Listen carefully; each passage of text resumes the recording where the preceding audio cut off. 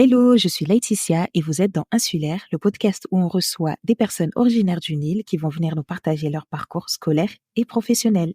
Pour ce premier épisode du podcast Insulaire, j'ai le plaisir de recevoir Ingrid et Valérie, toutes les deux expertes en ressources humaines, mais aussi les fondatrices du podcast Il faut bien débuter, que je t'invite à aller découvrir. Tu trouveras tous les liens nécessaires dans la description. Je laisserai Ingrid et Valérie t'expliquer, mais je peux déjà te dire que dans Il faut bien débuter, tu vas avoir plein de conseils pour booster ta carrière professionnelle.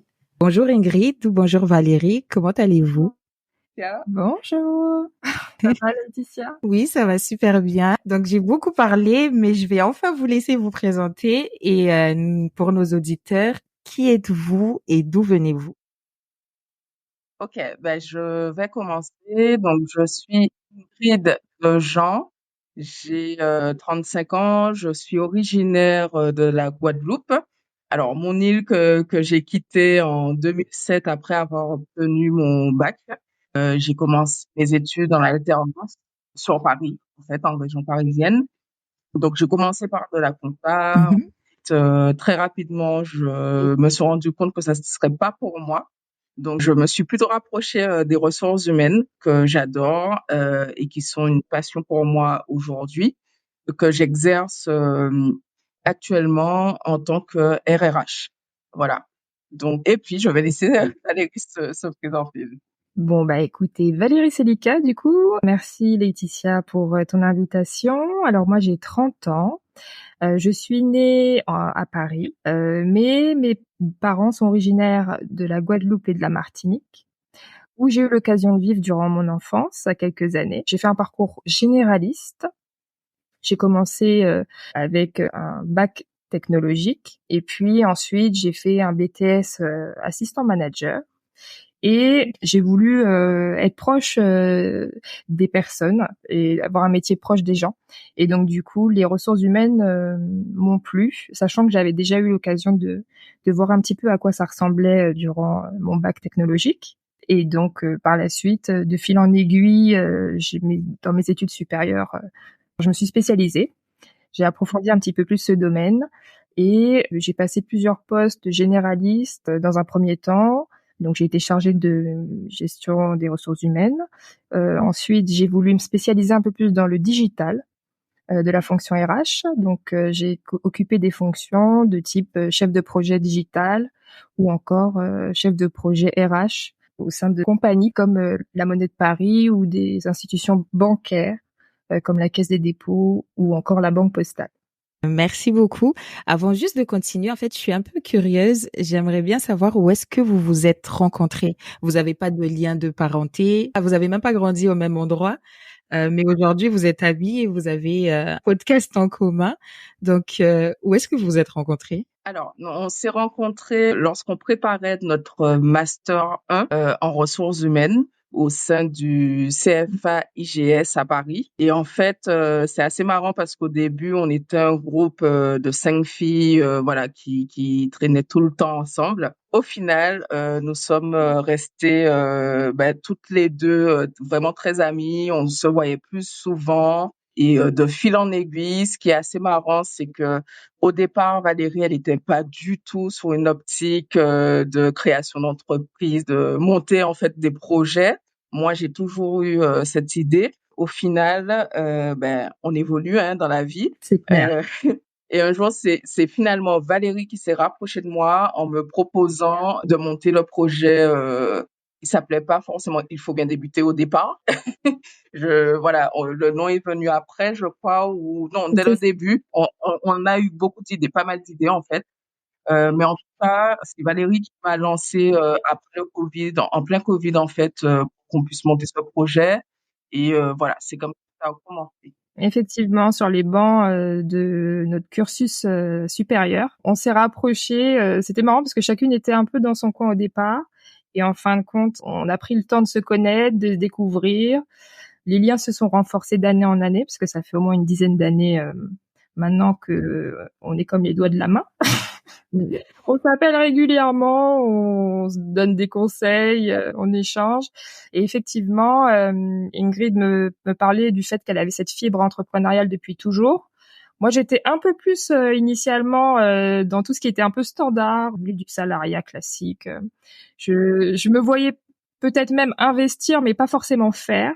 J'étais un peu impressionnée par ce monde là. Et puis en fin de compte, quand on a eu fini notre cursus, qu'on a eu notre diplôme, et ben le monde de l'entreprise et ses limites m'ont donné envie, m'ont fait rejoindre ce club des entrepreneurs. Et du coup, je me suis rapprochée de Ingrid, sachant qu'on abordait déjà des projets, parce qu'elle en avait plein la tête. On a décidé de créer notre bébé. Il faut bien débuter, dont on vous parlera un petit peu plus tard, je suis sûre, dans le podcast. Yes. Et c'est un des projets que vous aviez ensemble ou vous aviez aussi d'autres projets peut-être futurs ou des projets passés que vous aviez commencé? Donc, on en a plusieurs, effectivement.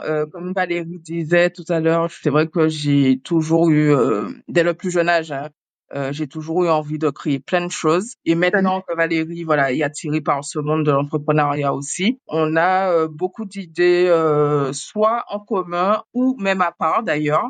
Pas forcément des projets en commun, mais dans tous les cas, on a pas mal d'idées en tête qu'on aimerait mettre en place dans l'avenir, auquel on tient grandement. Merci pour cette présentation. Du coup, afin de nous permettre un peu de vous connaître, est-ce que vous pouvez nous parler juste un tout petit peu, juste 2 ou 3, mais nous parler de vos passions ou vos intérêts dans la vie en général? Alors, je vais commencer par les miennes. Moi, j'adore le voyage. J'adore voyager. C'est quelque chose qui augmente un petit peu nos perspectives. On a tendance à découvrir beaucoup de choses, que ce soit des cultures, des langues différentes, des façons de fonctionner différentes, des paysages différents. On revient de là, on est boosté en général. Donc, j'adore découvrir de nouveaux paysages et j'adore la cuisine. J'adore en faire et j'adore en manger, je dois avouer. Pour le coup, ça serait un peu ce qui résume mes passions. Alors, et de mon côté, je rejoins Valérie. J'aime beaucoup voyager également. Et je pense que j'ai pas fini de faire des voyages. Et puis, moi, j'adore, depuis toute jeune, j'ai toujours adoré le monde de la mode. Au départ, on me disait toujours que c'était normal parce que j'étais une fille, mais pas du tout. Avec le temps, je me suis rendu compte que je m'y intéressais vraiment. C'est-à-dire que je vais regarder des défilés de mode, je me rends bien compte que je connais pas mal de marques, que mes copines ne connaissent pas forcément. Et pour tout dire, j'avais envie aussi de faire du mannequinat. Je confirme. Moi, donc moi, j'ai toujours été avec une jeune femme avec des rondeurs. En fait, je m'étais mis une barrière en me disant que le monde du mannequinat c'était pas forcément pour moi. Et en fin de compte, alors le mannequinat ou être modèle, en tout cas parce que ce sont deux métiers différents. Et l'année dernière, j'ai décidé d'envoyer mes photos à des agences et j'ai signé avec une agence. Donc voilà, je me lançais en me disant t'as rien à perdre, tu me fais et puis tu verras bien. J'aime beaucoup le basket. J'ai grandi avec un père qui faisait du basket, son frère en faisait, mes petits frères et mon fils en fait également. Et donc je suis le genre de maman qui est présente à tous les matchs de son fils dès qu'elle peut. J'aime beaucoup le basket aussi et l'entrepreneuriat, c'est vraiment un sujet qui m'intéresse énormément. C'est-à-dire que j'aime beaucoup suivre d'autres entrepreneurs parce que je trouve que c'est inspirant déjà, puisque moi je suis vraiment aux prémices, hein, je peux pas dire que je suis une aguerrie dans ce domaine. Donc c'est très inspirant et ça permet voilà toujours d'innover en fait quand on veut soi-même exercer voilà avoir à peu près le même parcours que des personnes qui ont très bien réussi dans leur vie. J'avais une petite anecdote par rapport au basket. Mon père a entraîné a entraîné une équipe à Mayotte et quand on était petite, il arrêtait pas de nous mesurer. Chaque fois, parce qu'il voulait absolument que ses filles aussi jouent au basket. Et je suis sortie petite. Malheureusement, ouais. Si je peux donner ma petite anecdote aussi, c'est que moi, je mesure 1,65 m, même mes frères Mes frères, ils mesurent tous 90 minimum. Voilà. Mm. Et le plus petit mesure même 2 mètres. Donc voilà, je suis vraiment la petite dans cette fratrie. Pour la... Mm. Du coup, j'ai pas fait carrière dans le basket. T'auras tenté, mais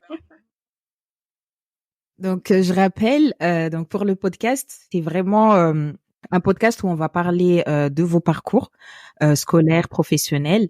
Donc, le but, c'est vraiment de donner aux étudiants un panel de métiers et de parcours qui est possible de faire. Et on va faire ça en vraiment en repartant du début. Donc, si on fait un petit bond en arrière, on revient un peu à votre enfance. Vous avez dit que vous êtes originaire de la Guadeloupe, de la Martinique. Donc, Ingrid, t'as grandi en Guadeloupe. T'as fait tes études en Guadeloupe. Valérie, t'as grandi en France. Donc, et t'as continué tes études aussi en France, c'est bien tout ça? à fait. C'est ça, j'ai grandi en France. Alors, j'ai fait une partie de mon enfance de mes 8 ans à mes 11 ans en Guadeloupe, parce que ma mère avait été mutée. Donc, mon frère et moi, on est partis avec ma mère, et ma grande sœur, elle est restée parce qu'elle était un peu plus grande et qu'elle se voyait pas forcément vivre là-bas. Donc, elle est restée avec mon père. Et effectivement, moi, j'ai été en école primaire en Guadeloupe. J'étais à Baie-Mahault. Et t'as pas vécu en Martinique, du coup, t'as vécu que en Guadeloupe à cette époque-là? Ouais, que en Guadeloupe, parce qu'en fait ma mère avait envie de revenir sur son île natale. Il travaillait, elle était partie toute jeune, enfin à ses 18 ans, et donc elle avait envie de revenir un petit peu plus proche de sa famille, enfin notre famille qui était restée sur l'île. Et la première partie en fait de ma scolarité, je l'ai faite à Cergy, en Île-de-France, et j'ai été amenée à changer au final pas mal d'écoles, moi quand j'étais petite, que ce soit en Île-de-France, on a pas mal déménagé quand même. J'ai fait le passage en Guadeloupe, et puis après on est revenu. Et on est revenu à Cergy, et c'est resté un peu plus stable parce que, pour être très honnête, on n'aimait pas, mon frère et moi, vivre aux Antilles. Notre mère, du coup, a bien voulu revenir. Sachant que j'avais aussi des problèmes de santé et que c'était plus simple de se faire suivre en métropole. Voilà, on est revenu, mais c'était une bonne expérience avec le recul. Je dirais. Et en comparaison à cette expérience-là, Ingrid, toi qui as vécu en Guadeloupe, du coup, tu as vécu vraiment jusqu'au bac et après tu es venue en France. Est-ce que tu as eu des occasions de venir en France quand tu étais petite avant le bac? Alors oui, complètement. Donc effectivement, jusqu'au bac, j'étais en Guadeloupe, mais j'ai toujours eu de la famille en France métropolitaine. Donc à l'occasion des vacances, effectivement, je connaissais déjà l'Île-de-France et d'autres villes en France métropolitaine. Donc on va dire que je connaissais un peu. Je laisse un peu de teasing, mais je préfère dire à ce moment-là, je pensais connaître, mais comme on dit souvent, aller en vacances et rester vivre dans un pays, ce ne sont pas les mêmes choses, ce ne sont pas les mêmes expériences. Donc, Tout à je fait. connaissais un peu, mais c'était tout autre chose quand je suis venue faire mes études en Île-de-France. Mais du coup, Valérie a dit que quand elle était en Guadeloupe avec son frère, ils n'ont pas forcément aimé cette expérience-là aux Antilles. Est-ce que c'était la même chose de ton côté au niveau de la France? Est-ce que quand tu venais en France, tu préférais plus être en Guadeloupe ou Non, non, non. Quand je venais en France en vacances, franchement, j'aimais les deux en fait, parce que encore une fois, hein, comme c'était dans l'optique de se détendre, de profiter des proches, c'était pas la même approche. Donc effectivement, on faisait pas mal de sorties culturelles, de randonnées, etc. Donc moi, j'aimais vraiment les deux aspects, que ce soit en Guadeloupe ou en France métropolitaine, j'aimais vraiment les deux expériences. Enfin, les deux expériences. Je vais pas utiliser le bon terme, j'aimais vraiment les deux vies que je pouvais avoir sur mon île, tout comme dans le pays qui est la France. mais du coup, t'es venu un jour en hiver avant ou pas? Ou tu venais que en été Voilà, quand c'est Ouais. pour t'étais ça. flou, hein? C'est pour ça justement que voilà, je reste, je disais, je le connaissais un peu parce que à chaque fois effectivement que je suis venue, c'était durant les mois de juillet, août. À ce moment-là, il faisait Ah oui. très très beau. J'avais jamais connu de période où il faisait très froid en France. Donc non, j'avais cette image, Mhm. même si on sait qu'il y a l'hiver, mais tant qu'on l'a pas vécu, on sait pas vraiment ce que c'est d'avoir froid, d'avoir la neige, de voir la neige. Donc non, c'est vrai qu'on venait quand il faisait beau. Ça changeait pas trop de la Guadeloupe du coup, dans le sens où on avait le soleil, j'allais même à la plage, donc voilà. Pour rebondir sur ce que vous dites, à contrario, bah, du coup, moi qui venais de métropole, quand j'ai atterri en Guadeloupe, tout ce qui était bête, etc., pourtant on a l'habitude de venir, hein, mais bon, j'ai toujours eu peur, moi, du moindre insecte. Alors, je vous explique. L'adaptation, c'était compliqué par rapport à ça pour moi. Après, ce qui était sympa, en revanche, effectivement, on sentait que le cadre était plus tranquille, moins speed. La façon dont les choses sont apprises, les programmes, etc. Je trouvais qu'il y avait c'était plus ça me semblait quand j'étais plus jeune plus haut en niveau. C'était carré. Par exemple, une anecdote, quand on était en métropole, quand j'étais plus petite, on faisait des dictées. Je suis arrivée en Guadeloupe et il y avait ce qu'on appelait des autodictées. Alors autant vous dire que la première, je l'ai ratée parce que j'avais pas compris qu'en fait, fallait apprendre la dictée et l'écrire sans qu'on nous la dicte. Donc c'était une petite pratique comme ça que je découvrais sur le tas. Et c'est pour ça que je dis que le niveau me semblait plus élevé parce que bah c'était d'autres habitudes, d'autres fonctionnements. Donc c'était très enrichissant. J'avoue. Et est-ce que très tôt, vous aviez en tête, par exemple, une difficulté que vous avez rencontrée durant votre enfance? Je m'explique. Est-ce que très tôt vous vous êtes dit, il y a ces difficultés-là qui existent là où j'habite, ou que ça soit en Guadeloupe ou à Cergy, ou est-ce que très tôt vous vous êtes dit, il y a ces difficultés-là qui est là pour ma scolarité ou mon parcours professionnel, ça va être compliqué pour moi? Moi, pour répondre à ta question, je te dirais que oui, puisque moi, depuis petite, en fait, on m'a décelé une scoliose. Donc, en fait, à l'âge de 6 ans, j'avais 20 degrés de scoliose. Donc, pour rappeler un petit peu, la scoliose, c'est quand la colonne vertébrale forme un S, se tasse, en fait, sur elle-même et elle tourne. D'accord. Donc, ensemble en fait de ta structure qui est plus stable, et donc habituellement c'est des choses qu'on observe quand on est quand on rentre dans l'adolescence, et moi c'était avant du coup. Et donc le fait que cette pathologie ait été identifiée, ça a eu un impact sur l'ensemble de ma scolarité, de mon enfance, parce que je passais chaque vacances scolaires plusieurs fois par an, j'avais des rendez-vous médicaux, je portais un corset, donc je ratais beaucoup de cours. Et donc du coup, moi, ça serait la difficulté, pour répondre à ta question, qui a surgi à ce moment-là et qui au final va se répercuter sur l'ensemble de ma scolarité et de ma vie adulte encore maintenant. Est-ce que tu avais déjà conscience de cette difficulté-là? Est-ce que tu savais déjà que ça allait être difficile plus tard, ou sur le moment tu savais que tu avais cette scoliose et tu vivais juste en fait au jour le jour en te disant il se passe ça, demain j'ai un rendez-vous à l'hôpital, après je dois aller à l'école, ou vraiment dans ta tête tu te disais ça va être compliqué pour moi? Alors j'ai assez vite remarqué que ça allait être une différence, pas forcément que ça allait être compliqué, parce que j'ai ma mère qui m'a très bien accompagnée en fait par rapport à ça, mais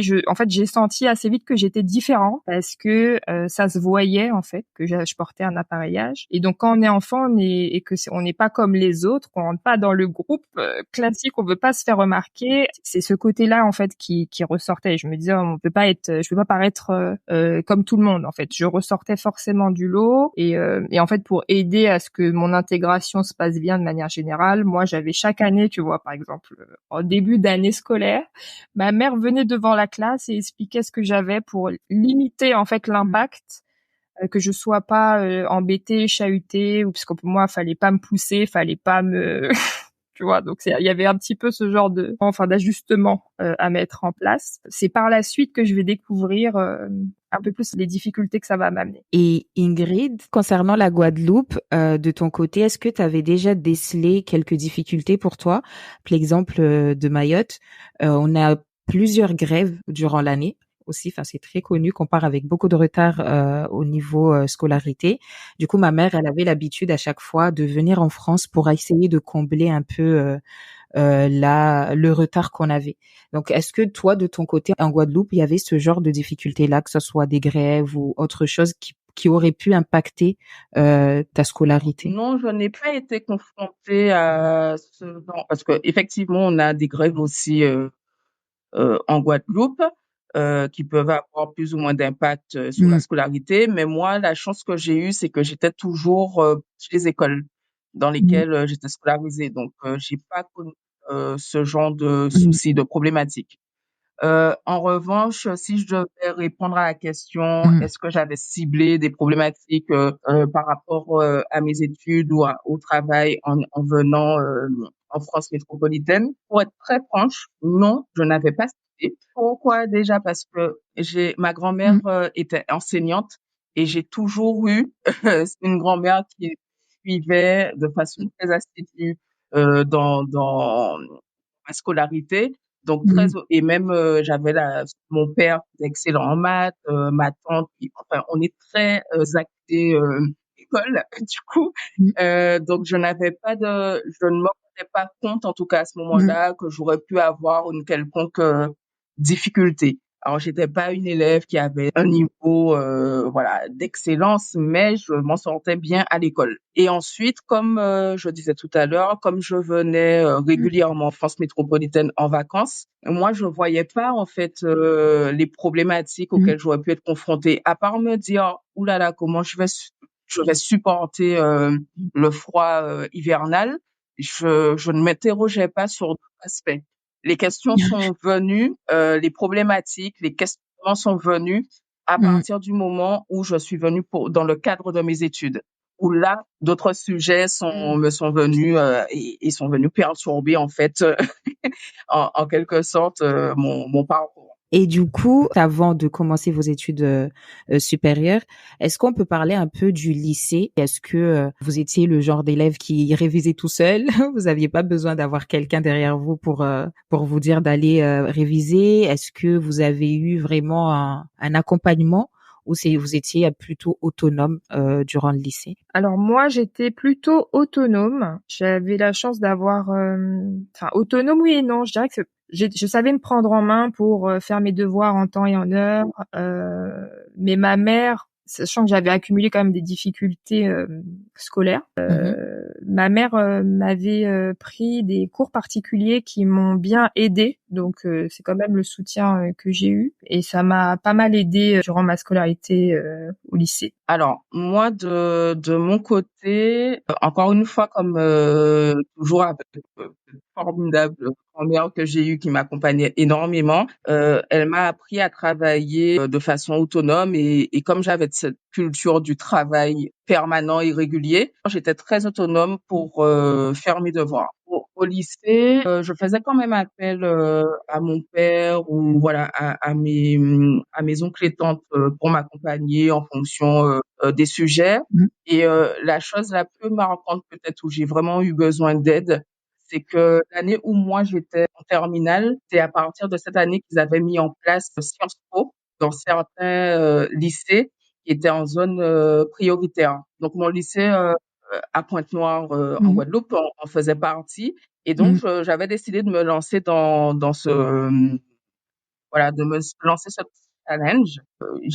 Et là, pour le coup, mon père m'avait énormément accompagnée parce que je me suis lancée et à un moment, je me suis dit, plus en fait on rencontrait les professeurs de Sciences Po qui s'étaient déplacés pour nous rencontrer, nous expliquer le programme, comme c'était la première année, plus je me disais dans quoi je me suis lancée. Et là par contre, je me suis dit attention, tu veux partir en France, mais il y a bon, on parle quand même de Sciences Po, donc le niveau est assez élevé.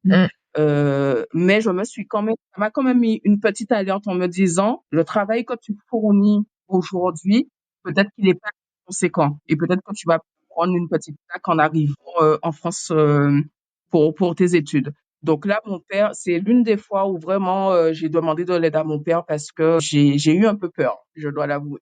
Du coup, t'as été consciente très tôt que ça allait être, il y avait un niveau à avoir. Parce que moi, je t'avoue, moi, je savais pas du tout. Moi, je savais pas du tout qu'il y avait un niveau à avoir pour une certaine, pour certaines études. Donc, toi, de ton côté, t'étais déjà préparée à cette difficulté. Oui, Oui, parce que comme encore une fois, je me répète, mais comme on avait effectivement dans ma famille plusieurs d'entre eux qui étaient, dont mon père, ses frères et sœurs qui étaient partis en France, je pense qu'ils nous préparaient quand même à cet aspect. Attention, si tu viens en France, en dehors de toutes les difficultés que tu vas rencontrer, au niveau études, il faut vraiment que tu t'accroches en fait. Et notamment parce qu'on entend très bien, si par exemple vous allez à l'université, le nombre d'élèves qui décrochent, par exemple. Oui. Effectivement, on nous mettait dans ma famille très tôt, on nous met en alerte par rapport à ça. Encore une fois, avec l'expérience que moi-même, le challenge que je m'étais lancé avec Sciences Po, ça m'a fait comprendre que même si, voilà, Sciences Po, c'est une école d'excellence, mais je me suis dit, ça m'a mis une petite alerte en fait avant de passer le bac, du coup, et de partir pour mes études. Et est-ce que, dans le but quand même aussi de donner un peu une idée aux auditeurs qui nous écoutent, la Ingrid et Valérie du lycée bossaient comment? Vous bossiez comment à l'époque? Si je me replonge il y a quelques années, moi j'étais passée d'un collège. J'étais pas sûre qu'en fait, après le collège, de partir en seconde générale. En fait, moi, je me laissais la porte un petit peu à tout. Et contrairement à ce que vous me dites, enfin, contrairement, non, même pas, c'est complémentaire. Quand tu étudiais, en tout cas, il y a quelques années, à mon époque en métropole, là, on t'alertait. En fait, tu étais très rapidement dans le bain de, bah, si les résultats ne suivent pas, sachez que vous pourrez pas accéder à la seconde générale, qu'il faut un certain niveau, que si ce niveau n'est pas atteint, et ben c'est bac pro. À l'époque, les bacs pro, il n'y en avait pas autant que maintenant, hein. C'était secrétariat, compta, vente, commerce. Grosso modo, on avait fait le tour. Et je me visualisais pas là-dedans. C'est vrai qu'après le collège, on est perdu pour choisir son orientation. Donc j'ai atterri dans une seconde générale ES, moi à l'époque, et une journée type, c'était costaud. Franchement, c'était costaud. Du coup, je l'ai senti. J'ai senti que c'était un niveau élevé, parce qu'on commençait à rentrer dans tout ce qui était économie, de marché. Moi, j'ai toujours eu un fonctionnement où j'essayais d'apprendre par cœur les cours. Ça rentrait pas. Je restais des heures et des heures et des heures. Et à cette époque-là, on n'est pas consciente qu'il y avait plusieurs méthodes d'apprentissage, etc. Donc, j'étais beaucoup dans l'apprentissage du par cœur de mes cours. Méthode que j'ai fait évoluer par la suite. De mon côté, au collège, j'étais très studieuse, mais il y a eu un moment dans ma vie assez compliqué. J'ai commencé à vivre avec ma grand-mère. Donc, durant cette période, j'ai lâché un peu. Donc, en troisième, j'ai un peu lâché les études à tel point qu'une prof qui m'adorait pourtant, mais elle m'avait dit, si vous demandez la seconde générale, je ne vous suis pas au niveau du dossier. Et je lui ai dit, ne vous inquiétez pas, j'ai envie d'aller en seconde générale parce que je ne sais pas précisément ce que je veux faire. Parce que comme disait Valérie, le bac pro vous met déjà dans un certain cœur de métier. Et moi, je savais pas encore ce que je voulais faire. Il était hors de question que j'aille en bac pro. Donc, je voulais absolument la générale et j'avais dit à cette prof, ne vous inquiétez pas, je ferai ce qu'il faut pour aller en seconde générale. Donc, je m'étais remise à bosser.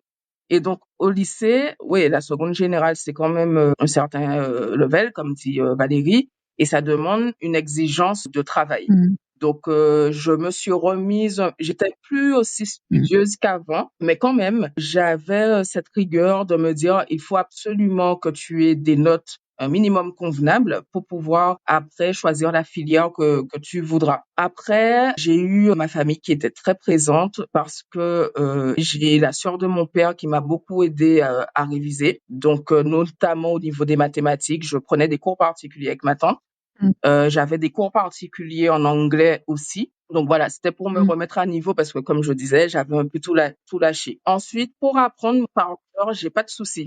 J'avais une certaine aisance pour apprendre par cœur. Donc, contrairement à Val qui disait qu'il lui fallait des heures, moi, quand je faisais mon boulot sérieusement, que je me posais vraiment pour le faire, en 1 heure, je pouvais, vous savez, les pages, les 4-5 pages d'histoire et géo qu'on vous donnait à apprendre, ben, moi, en 1 heure, ça pouvait être bouclé quand je faisais bien. On se souvient très bien.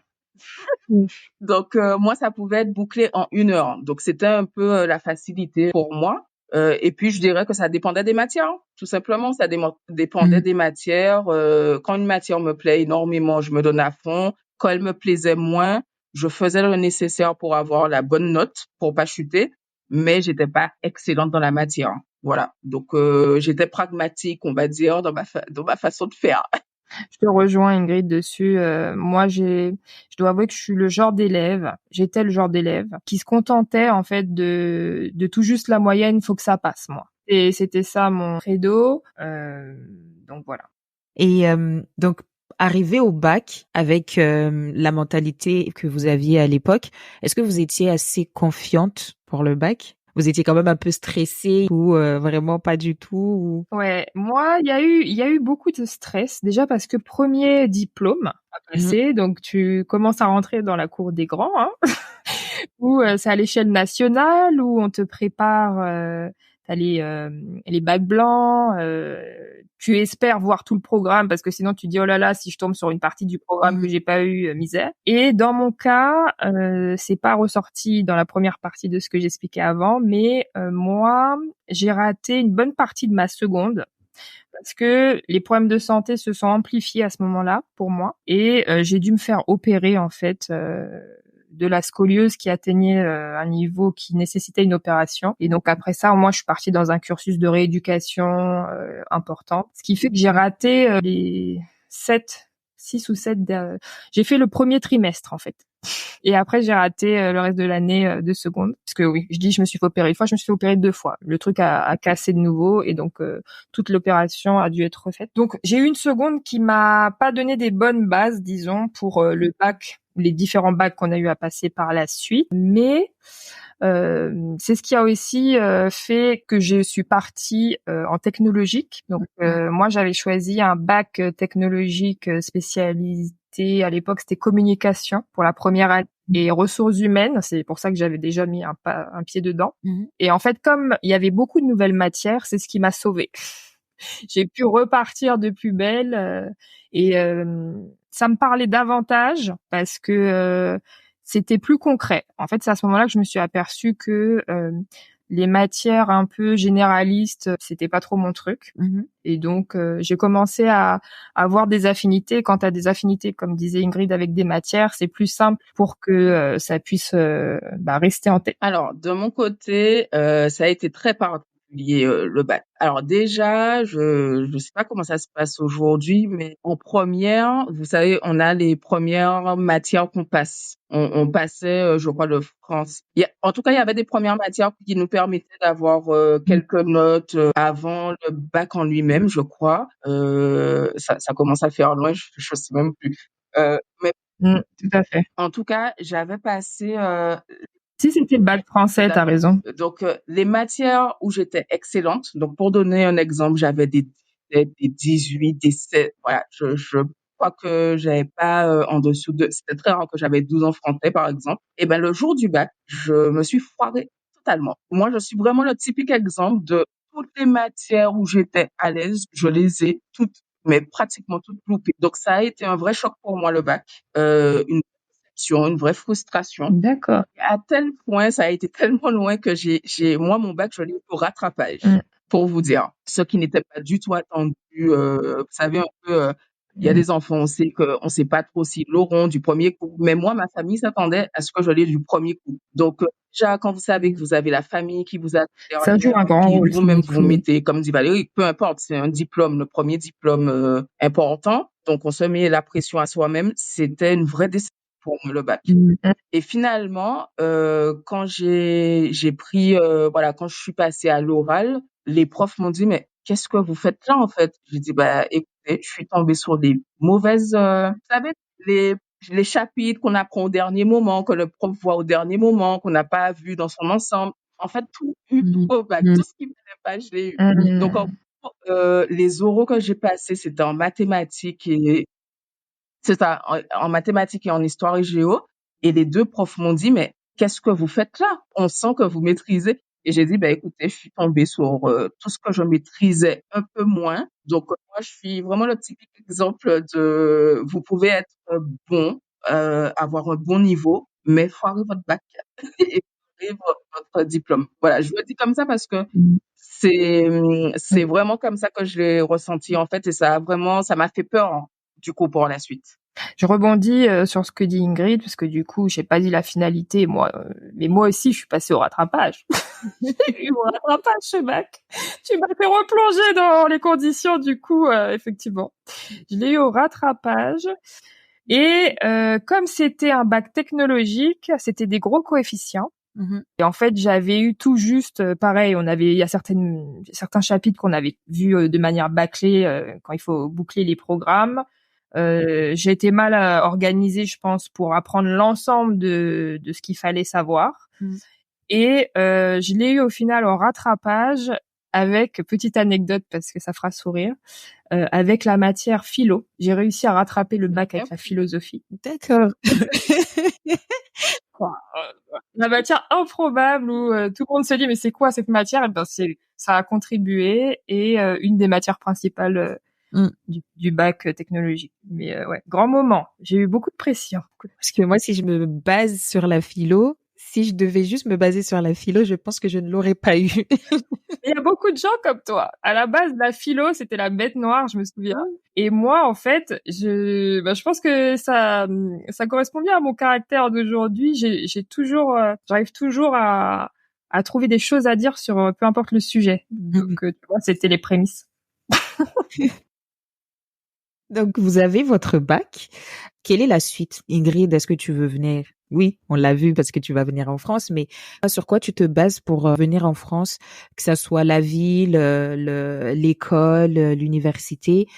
Comment tu fais ton choix? Alors, moi, je fais mon choix vraiment toute seule, c'est-à-dire que je suis très autonome très tôt. Et très tôt, je dis à mon père, écoute, moi, je pars en France faire mes études. La France, c'est juste un point de chute parce qu'après, je veux voyager. Il faut que je parle anglais dans ma vie. Il faut que je crée une entreprise. Et d'ailleurs, je t'informe que je vais faire mes études en alternance. Donc, le schéma, c'était le début de l'alternance. Mon père s'est dit, mais trop d'informations pour lui. Il m'a dit, qu'est-ce qui t'arrive? Tu veux partir en France? Tu n'as pas. Donc, lui, il pensait, il savait quelles problématiques j'aurais pu rencontrer dans mon parcours. Enfin, en allant en France, lui, il est passé par là. Donc, il se disait, mais elle est trop ambitieuse. Enfin, elle se rend pas compte. Déjà, je veux partir.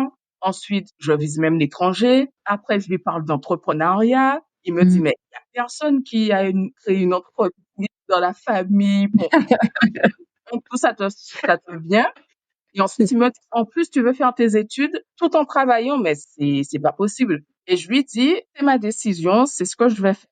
Je vais faire une petite digression. Moi, ça me replonge aussi dans la discussion, l'échange que j'ai eu avec la conseillère d'orientation. Alors ça, c'était vraiment parfait parce que j'avais déjà fait mes recherches, j'étais déjà très organisée, j'avais même déjà préparé mon CV, ma lettre de motivation, parce qu'il en fallait une, voilà, pour le dossier avant. Et la conseillère d'orientation me dit, bah non, vous avez la filière pour être secrétaire, pour faire de la compta. Je lui dis, mais moi, je ne vous ai absolument pas parlé de ça. Je ne sais toujours pas ce que je veux. Je veux repartir sur une filière très généraliste. C'était les débuts des DUT. Et pour moi, c'était le DUT que je voulais faire. Il ne se faisait pas en Guadeloupe ou alors il y avait une classe. Mais en fait, de toute façon, je voulais partir. Donc, je regardais même pas ce qui se faisait en Guadeloupe, en fait. Et donc, moi, vraiment, j'ai toujours eu une idée très précise de ce que je voulais faire. Voilà. Pour répondre à ta question, j'étais convaincue de mon parcours. Difficulté ou pas, c'était très clair dans ma tête. Donc, en fin de compte, j'ai effectivement été acceptée en DUT-GEA en France. Je suis partie. J'ai trouvé une entreprise, un grand groupe à la Défense. C'était la General Electric. Je raconterai après comment ça a été impressionnant, tout ça pour moi. Mais moi, mon parcours était très clair dans ma tête. En ce qui me concerne, moi, à ce moment-là de mon parcours, après le bac, Déjà, je crois que j'ai eu un temps pour me remettre de mes émotions avec cette histoire de rattrapage, premier diplôme. C'était assez étourdissant. En plus, ça faisait suite à mes opérations, etc. À un parcours assez compliqué à ce moment-là. J'étais dans beaucoup de questionnements, de doutes. Je savais pas trop qu'est-ce que j'étais en capacité de faire ou pas. Est-ce que ça serait pas trop costaud? Je me suis un peu laissée porter. C'est une période où moi, en fait, j'ai poursuivi en BTS assistant manager. Alors c'était une des premières années aussi. Avant ça, l'intitulé de ce diplôme, c'était assistante de direction. Il venait de le revoir, de changer un petit peu le programme. Et j'étais un peu terre à terre. Je me suis dit que bon, c'était un diplôme où, quoi qu'il arrive, j'allais prendre en main des outils bureautiques et que ça serait toujours utile. Mais c'était pas là-dedans que je me projetais plus qu'autre chose. Je me laissais porter à ce moment-là. En fait, quand on est dans nos années d'études comme ça, on avait un peu l'habitude de se laisser porter d'une année à l'autre. Bah, c'était un schéma un peu tout fait. Et ce côté où il fallait se lancer dans un nouveau bain, on perdait ses habitudes. Moi, c'était, ouais, j'étais un petit peu en phase d'observation. Je me laissais guider. J'ai atterri dans mon BTS, assistant manager. Je voulais pas faire d'alternance à ce moment-là. Pas encore. Tu étais déjà au courant de l'alternance aussi Oui, j'étais déjà au courant. Moi, ma grande sœur, en ayant fait, j'avais vu son parcours. Elle faisait partie justement des premières alternances qui débutaient à l'époque. C'était bien perçu dans ma famille, l'alternance, parce que mes parents ont travaillé assez tôt. Et donc, j'y revenais, c'était le fait que quand on est sur le terrain et que ça peut être couplé à des études, c'est toujours plus formateur. Mais bon, moi, j'avais pas encore envie. Ça se dessinait petit à petit. J'étais un petit peu tiraillée entre j'ai encore envie de vacances, hein, parce que ça aussi, il faut les lâcher pour le coup, et le monde du travail, pas encore. Je me laisse un petit peu de temps. Donc, ouais. Et Ingrid a parlé de la conseillère d'orientation. Est-ce que de ton côté, il y a eu quelqu'un qui est intervenu, que ce soit la conseillère d'orientation ou tes parents qui t'ont guidée? Ma mère m'a beaucoup guidée. On a fait pas mal de salons de l'étudiant. Moi, je recherchais pas mal sur les sites. J'ai essayé de demander dans mon entourage un petit peu les différents métiers qui étaient pratiqués, mais ça restait flou. C'était un peu trop d'informations. J'étais pas encore, j'avais pas de maturité sur le sujet à ce moment-là. Du coup, place au départ. Valérie, toi, tu restes en France, mais est-ce que tu quittes le domicile familial? À ce moment-là, non, pas encore. Je suis bien chez ma mère. Je suis bien dans mes habitudes. Non, je suis encore chez mes parents. Et c'était un choix de ta part pour le coup. Oui. Il n'y a pas eu de... Ouais, non, c'était un choix de ma part. Et Ingrid, tu quittes la Guadeloupe? Oui, moi, je quitte la Guadeloupe, j'arrive en France chez ma famille et j'arrive en plein hiver. Donc déjà, il y a ce contraste c'est ensoleillé dehors, mais il fait très très froid. Donc nouvelle sensation. Ensuite, il y a ce côté très speed des gens en France qui m'impressionne un peu parce que nous c'est tranquillou chez nous. Voilà. Il faut que j'apprenne à prendre les transports parce que jusque là je venais en France mais j'étais véhiculée. Ça change. Et puis j'arrive à l'université pour mon inscription et on me dit que je ne suis pas inscrite. Et là, je me suis dit, mais ça va pas être possible. Donc, j'arrive d'ailleurs face à cette personne du bureau d'inscription qui me dit, écoutez, mais vraiment très vache, que j'ai trouvé vraiment très désagréable. Et je me suis dit, mais pour quelqu'un qui suit des élèves, vous savez, enfin, elle voyait très bien, ça se voyait que j'avais pas grandi à Paris, en France métropolitaine et tout. Et elle a été vraiment très vache en me disant non, mais vous n'êtes pas inscrite, vous pouvez repartir et rentrer chez vous. Et là, c'est là que toute ma force de caractère revient. Je lui dis, parce que pour la petite histoire quand même, moi, je faisais des allers-retours entre midi et 2 lorsque j'étais au lycée pour appeler en France chaque université qui m'attirait pour prendre toutes les informations. Donc, j'ai suivi toute seule mon inscription. J'ai tout fait toute seule. Donc, je savais très bien que j'étais inscrite puisque j'avais reçu le courrier qui le confirmait. Donc là, j'ai dit à cette dame, écoutez, moi, je suis inscrite. J'ai un document qui le certifie et je vais attendre toute la journée devant votre bureau et je ne partirai pas. Et s'il le faut, je dormirai ici et demain matin, c'est mon visage en premier que vous verrez. Donc, elle m'ignore. Alors, je vous explique, je suis arrivée, je pense, vers 9h le matin. Elle m'ignore pendant toute la journée. Et moi, je reste debout. Je ne vais même pas manger en me disant, elle va m'inscrire. Il faut qu'elle m'inscrive.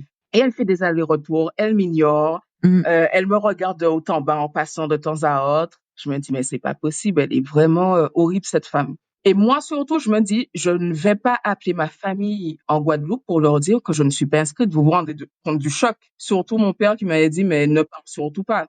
Voilà. Et je crois que 16h, 17h arrive. Et là, elle me regarde, elle me dit, vous êtes encore là? Je lui dis, madame, je vous ai dit que je resterai. Tant que vous ne me recevez pas, je ne pars pas. Et si vous ne voulez pas me recevoir, faites-moi rencontrer le président de l'université, bref, le directeur de l'université, quelqu'un d'autre. Et donc, elle a trouvé ça trop fort. Et moi, pendant tout ce temps où j'attendais, je me suis dit, quelle information je peux lui donner pour qu'elle puisse s'intéresser à moi et comprendre que je suis sérieuse. Et là, je me dis, tu as ton entreprise. Tu as ton entreprise et tu vas faire de l'alternance. C'est un plus pour eux, ça. Et c'était un grand groupe. J'étais à la General Electric, c'est une multinationale, clairement, voilà. Et je lui dis, mais vous savez, non seulement je suis inscrite, mais mon entreprise attend que je lui envoie les documents de l'école. Et c'est seulement là que cette dame m'a prise au sérieux. Donc les débuts pour moi ont été un peu compliqués et c'était les premières frayeurs. Donc vous voyez, j'étais dans le vif du sujet. Les premières frayeurs pour mon inscription et mon arrivée pour mes études. Sacrée entrée, ouais, tu m'étonnes. Et pour cette préparation-là, par exemple, tu t'as dit que tu te déplaçais à midi pour aller passer tes appels, mais est-ce que c'est des informations qu'on t'a données ou c'est vraiment des informations que toi, de ton côté, t'as recherché toute seule? Tu savais qu'entre midi et 2, il était telle heure en France, donc je devais appeler à cette heure-là, je devais chercher telle information à tel endroit, je devais appeler telle administration. Est-ce que vraiment on t'a aiguillé ou vraiment toi de ton côté c'est vraiment des informations que tu as trouvées toute seule? Je vivais avec ma grand-mère qui, vous doutez bien, était bien éloignée de tout ça. Elle me motivait en me disant qu'elle était fière de moi et de voir que je prenais mes responsabilités, mais j'étais obligée de faire tout toute seule parce qu'elle ne connaissait plus les codes, elle savait pas trop quelles questions poser pour moi. Donc je lui ai dit, écoute, c'est pas grave, je viendrai entre midi et 2. Et en fait, oui, j'ai fait toutes mes recherches toute seule sur Internet. J'ai regardé chaque établissement qui pouvait m'intéresser. Et comme tu le disais, oui, j'ai regardé, en fait, j'ai pensé au décalage horaire. Et c'est comme ça que je me suis dit, mais en fait, c'est soit tu loupes tes cours, soit tu es obligé de faire l'aller-retour entre midi et 2. Heureusement que l'école n'était pas trop éloignée. Donc, j'ai fait ça pour, je sais pas, là, c'est trop lointain. Mais je pense que pendant plusieurs semaines, ma grand-mère m'a vu faire des allers-retours pour prendre toutes les infos. J'avais mon petit papier sur lequel je notais chaque info, telle question. Et quand je tombais sur quelqu'un qui me donnait un peu plus d'informations que les autres universités, je rappelais les autres écoles pour avoir ces mêmes informations, comparer un peu ce qui se faisait, etc. C'est moi qui ai aussi regardé le trajet entre le logement de mes tantes où je devais vivre et l'université. Bref, c'est vraiment moi qui ai fait toutes les recherches. Et toi, Valérie, au niveau des recherches, est-ce que tu as eu quelqu'un qui t'a aiguillé ou tu savais déjà quelle université ou quelle école tu allais partir ou c'était vraiment de l'autonomie aussi? Si, moi, de mon côté, j'ai le souvenir d'avoir eu de l'aide quand même de l'école, de la structure où j'étais, qui était une école qui laissait pas ses élèves livrés à eux-mêmes. On était quand même accompagnés. Et comme je suis restée dans un établissement qui était dans la même ville, enfin très à côté en fait de Cergy, je suis passée à Pontoise, qui est à côté. Ça s'est fait assez facilement. Moi, c'est pas une période qui m'a semblé plus compliquée que ça. Ça restait dans une continuité. Je m'écartais un petit peu parce que en fait une bonne partie de ma scolarité, j'avais pas besoin de prendre les transports, j'avais pas besoin de manger à la cantine, je pouvais du coup rentrer chez moi. Et on va dire qu'à partir de mon BTS là, j'ai commencé à manger à la cantine, j'ai commencé à prendre les transports. Je suis quelqu'un d'assez casanière de nature, donc on va dire que Paris, c'est pas quelque chose que je faisais beaucoup moi avant ça. Plus par la suite, du coup. Mais on va dire que voilà, cette transition d'établissement m'a permis de commencer à prendre un peu plus les transports à cette période-là. Concernant la recherche de logement, du coup, Valérie, toi, t'es restée chez tes parents, mais Ingrid, tout à l'heure, je t'ai entendu dire que t'as habité chez tes tantes. Du coup, il n'y a pas eu une recherche de logement, toi, de ton côté, de logement personnel. T'es venue directement chez de la famille. Oui, tout à fait. En fait, ça rassurait mon père que je sois chez des tantes. Donc ça s'est passé comme ça. Moi, je préférais être autonome. Mhm. Voilà, c'était la condition pour que je parte. Donc j'ai bien entendu suivi ce que mon père voulait. Mais par contre, assez rapidement, j'ai été autonome puisque au cours de l'année, moi, j'ai eu mon fils. Mhm. Enfin, je suis tombée enceinte. Et donc, il y a une coupure, en fait, Mm. dans mon parcours. Et de toute façon, moi, étant toujours dans cette logique d'autonomie, responsable, etc., très rapidement, j'ai été dans mon propre logement pour accueillir mon fils. Et si vous deviez, par exemple, résumer les quelques difficultés que vous avez rencontrées durant toutes ces années des études supérieures, qu'est-ce qui ressort le plus financièrement, émotionnellement, au niveau de l'organisation pour réviser ou autre? Alors déjà, moi, je distinguerais les études supérieures parce qu'on a tendance à englober cet élément-là, alors que en fin de compte, il y a les études supérieures post-bac, donc juste après le bac. Et à partir du moment où, après un bac plus 2, on continue, Mhm. on n'est pas sur le même niveau, on n'est pas sur le même rythme, on n'est pas sur le même investissement. Pour continuer un petit peu juste la chronologie de la chose, suite à mon BTS que j'ai obtenu, j'ai souhaité reprendre le chemin des ressources humaines que j'avais commencé à entrevoir quand j'étais dans mon bac. Mhm. C'est à ce moment-là que j'ai découvert Paris, ses difficultés de métro, de transport, de RER, tout ça. C'est à ce moment-là aussi que on est rentré dans une technique d'apprentissage beaucoup plus poussée. Donc, on a fait le même cursus avec Ingrid sur cette partie-là. C'est là où on s'est rencontrés. Et ça commence avec, de toutes les manières, un test d'entrée où on se sent jamais forcément, on se demande si on va l'obtenir. Moi, j'étais pas rassurée. Pour tout dire, j'avais fait en sorte de chercher des écoles où il y avait pas de test. Parce que je le sentais pas. Je me disais, oh là là, si on commence déjà avec ça, ça peut mettre des barrières. Il s'avère que finalement, sur dossier, ça passait pas. Donc, je me suis dit, bon, on m'avait recommandé IGS, effectivement. C'est une des meilleures écoles en ressources humaines. J'ai tenté, c'est passé, donc j'étais contente. Là où je retrouve Ingrid, c'est que j'avais déjà mon entreprise, donc je pense que ça joue son rôle. À ce moment-là, j'ai souhaité passer en alternance, parce que là, ça y est, je commençais à en avoir marre des études. Ma mère, pardon?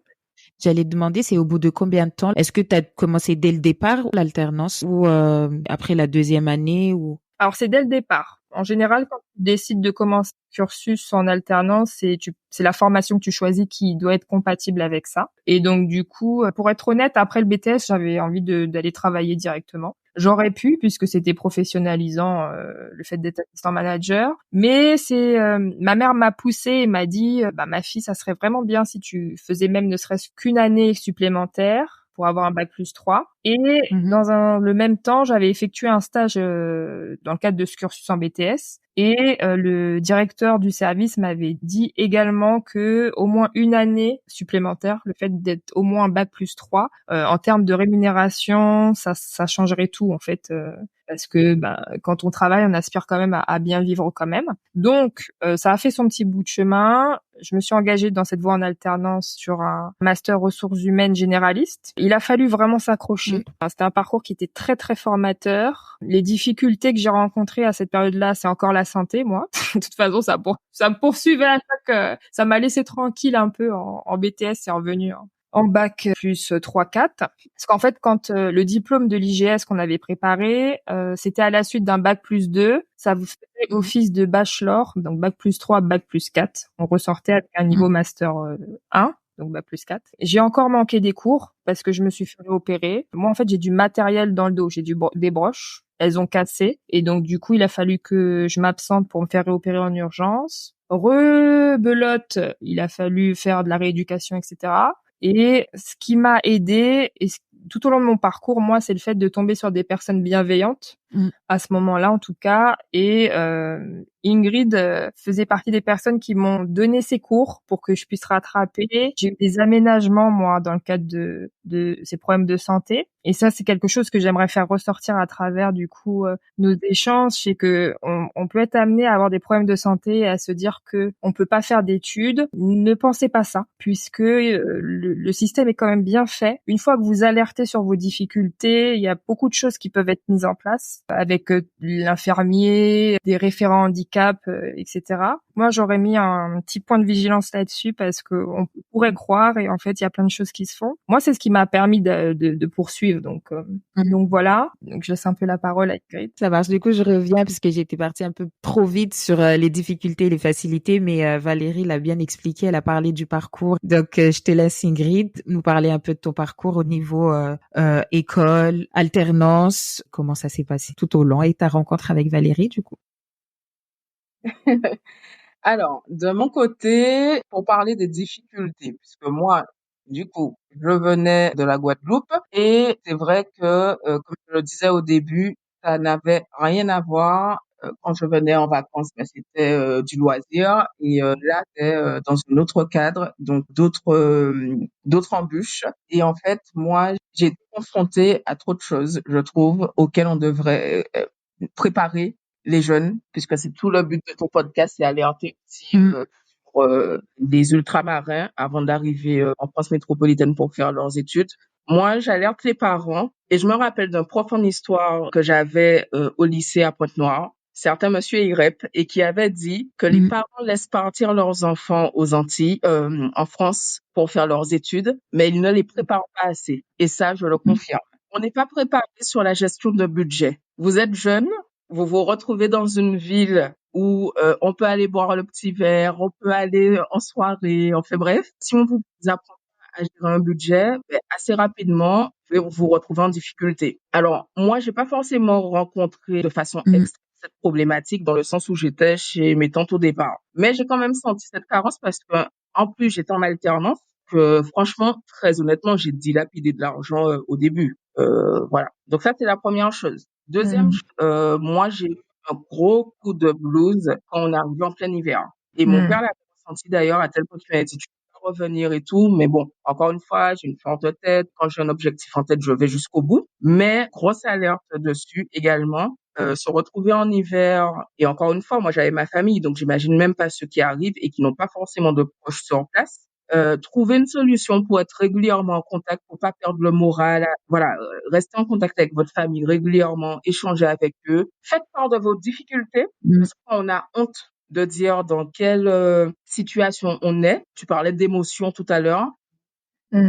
Voilà, mes parents me connaissent, que quand il m'a eu au téléphone, il m'a dit, mais je savais à un moment donné que t'allais pas bien. Mais en fait, peut-être que certains peuvent mieux le cacher et la famille peut croire que, voilà, son enfant est en toute sécurité, et tout va bien et que c'est pas du tout le cas. Donc, j'invite les parents à poser pas mal de questions, à poser leurs questions assez loin pour savoir comment les enfants se sentent. Et j'invite les jeunes qui partent en études à ne pas avoir honte parce que les parents, qu'ils soient partis ou pas, ils comprendront que vous êtes loin d'eux et que ça peut être compliqué. Donc ça, c'est un peu, voilà, sur le côté un peu problématique. Ensuite, j'en ai parlé tout à l'heure, mais attention aux conseillers d'orientation qui veulent absolument vous mettre dans des cases. Ça existe encore, discutant avec des jeunes encore aujourd'hui, on entend encore des mots où on vous dit, ah ben non, c'est pas fait pour toi, la seconde générale, c'est pas fait pour toi. En fait, c'est à vous aussi de vous connaître un minimum pour savoir ce que vous êtes capable de. Et j'ajouterais une chose qu'on déteste en France, on peut se tromper. Vous avez le droit de dire que vous voulez faire telle filière et que finalement, vous vous rendez compte que ça ne va pas du tout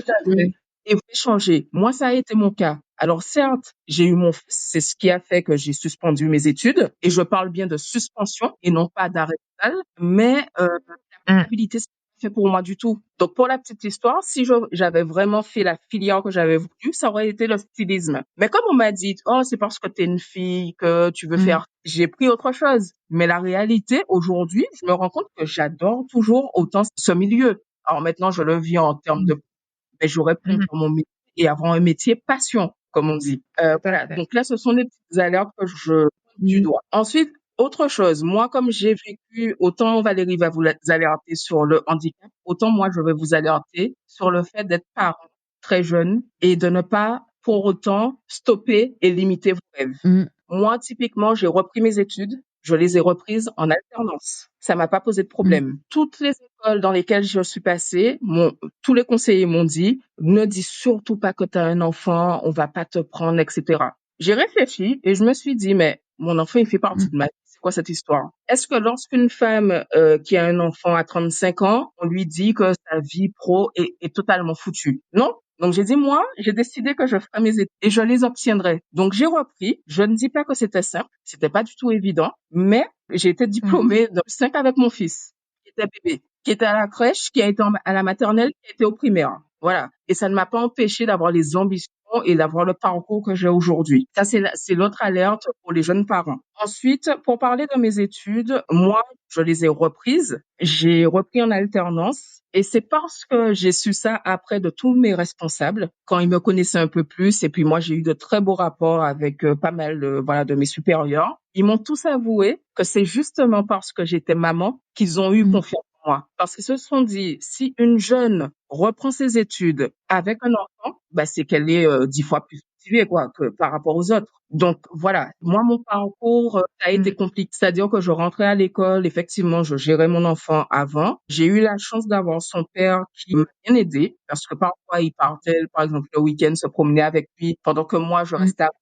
Mais au-delà de ça, je trouve que ça ne change rien que, enfant ou pas enfant, on entend tous les jeunes dire qu'ils travaillent tard le soir. En fonction des filières, de la difficulté de la filière, vous devez bosser, quoi qu'il arrive. Donc moi, comme je disais, on me disait, mais comment tu fais, etc. Ben, en fait, je disais, mais je fais. Mon fils, il est là, j'ai mes études, je travaille, mais je fais les trois. C'est compliqué. Il y a des fois où je suis totalement HS, mais en fait, l'ambition est tellement grande derrière que j'avais décidé que quoi qu'il arrive, j'irai au bout. Et pour parler de mon BTS, parce que moi, j'ai repris en préparant un BTS assistante de gestion PME, PMI, je me suis rendu vite compte que le métier d'assistante, c'était pas fait pour moi. Donc, un peu comme Valérie, je me suis dit, mais il est hors de question que je m'arrête au BTS. Le jour où j'ai répondu à mon patron, écoute, je ne fais pas de café chez moi, alors que j'étais son assistante, je me suis dit, t'as rien à faire là, parce que c'est pas normal que tu lui répondes ça quand même. Je me, ça m'a permis de me dire, en fait, si tu restes à ce niveau-là et que tu restes au diplôme d'assistante, ça ne te correspond pas. Et je sentais en moi que j'avais les capacités d'aller beaucoup plus loin. Donc voilà, je m'excuse, j'ai été un peu longue, mais je suis Valérie, c'est que j'ai le cœur parce que j'étais une jeune maman qui a repris ses études et ce n'est pas incompatible. C'est tout à fait possible. C'est dur, mais la chandelle est tellement belle à la fin. Je vous conseille vivement de ne pas limiter vos rêves parce que vous avez eu un enfant. Voilà. Très beau message puisqu'on en voit beaucoup et c'est vrai qu'il y en a pas mal qui se disent que c'est un frein, le fait de du coup avoir un enfant et ben tout est fini, on n'aura pas d'aide, on n'aura pas le temps, on n'aura pas les moyens ou on n'aura juste pas le courage de continuer ses études et en même temps d'avoir un enfant. Donc de voir que quelqu'un l'a fait et en plus de ça a continué ses études et en même temps a élevé son enfant, c'est super bien. J'avais une question sur les rencontres et les mauvaises rencontres. Est-ce que vous diriez que les rencontres peuvent changer quelque chose à votre parcours? Est-ce que c'est important de bien s'entourer et que bien s'entourer permet aussi de réussir? Est-ce que à l'époque vous aviez conscience de ça? Oui, pour répondre à ta question, moi, je suis persuadée que une rencontre, un moment, un échange, une discussion, ça peut faire toute la différence pour un parcours et pour ce que tu peux être amené à faire par la suite. Je pense que il y a certains moments, peu importe quand, dans sa carrière ou dans sa vie personnelle, où on peut être amené à perdre un petit peu espoir et à se dire que bon, on stagne ou à pas voir clair sur ce qu'on a envie de faire, on voit pas trop le bout du tunnel en fonction des périodes. Et je pense vraiment que s'entourer de personnes déjà positives, s'intéresser au parcours des autres, tenter des choses, ça fait la différence par rapport au fait d'avoir peur ou de se restreindre, de se dire que c'est pas fait pour soi parce qu'on n'en est pas capable, etc. C'est vraiment une impulsion qu'il faut se donner, et le fait de se dire qu'on n'est pas capable, on s'auto-limite. Et en fin de compte, comme disait, pour reprendre ce que disait Ingrid tout à l'heure, même si il s'avère que ce qu'on tente ne fonctionne pas, en réalité, on perd pas grand-chose, on en ressort toujours enrichi de quelque chose. Donc, moi, je pense que, pour répondre à ta question, les rencontres font la différence. Il faut rester ouvert et essayer un peu de parler aux gens, parce que moi, je sais que j'étais un peu réticente de mon côté. Je vais pas dire fermée, mais j'étais très réticente aux rencontres. Il y a une peur du changement, et puis il y a ce côté aussi, en fonction de ta personnalité, quand t'es introverti, t'as du mal à sortir de cette zone de confort, mais en sortant de celle-ci, pour le coup, t'as beaucoup de belles choses qui peuvent t'arriver. Alors après, je mettrais quand même un bémol en disant qu'il faut pas croire tout le monde et il faut avoir une certaine part de distance avec certains propos qu'on peut entendre, où on va adhérer ou pas, mais en tout cas se laisser la possibilité d'échanger avec les gens,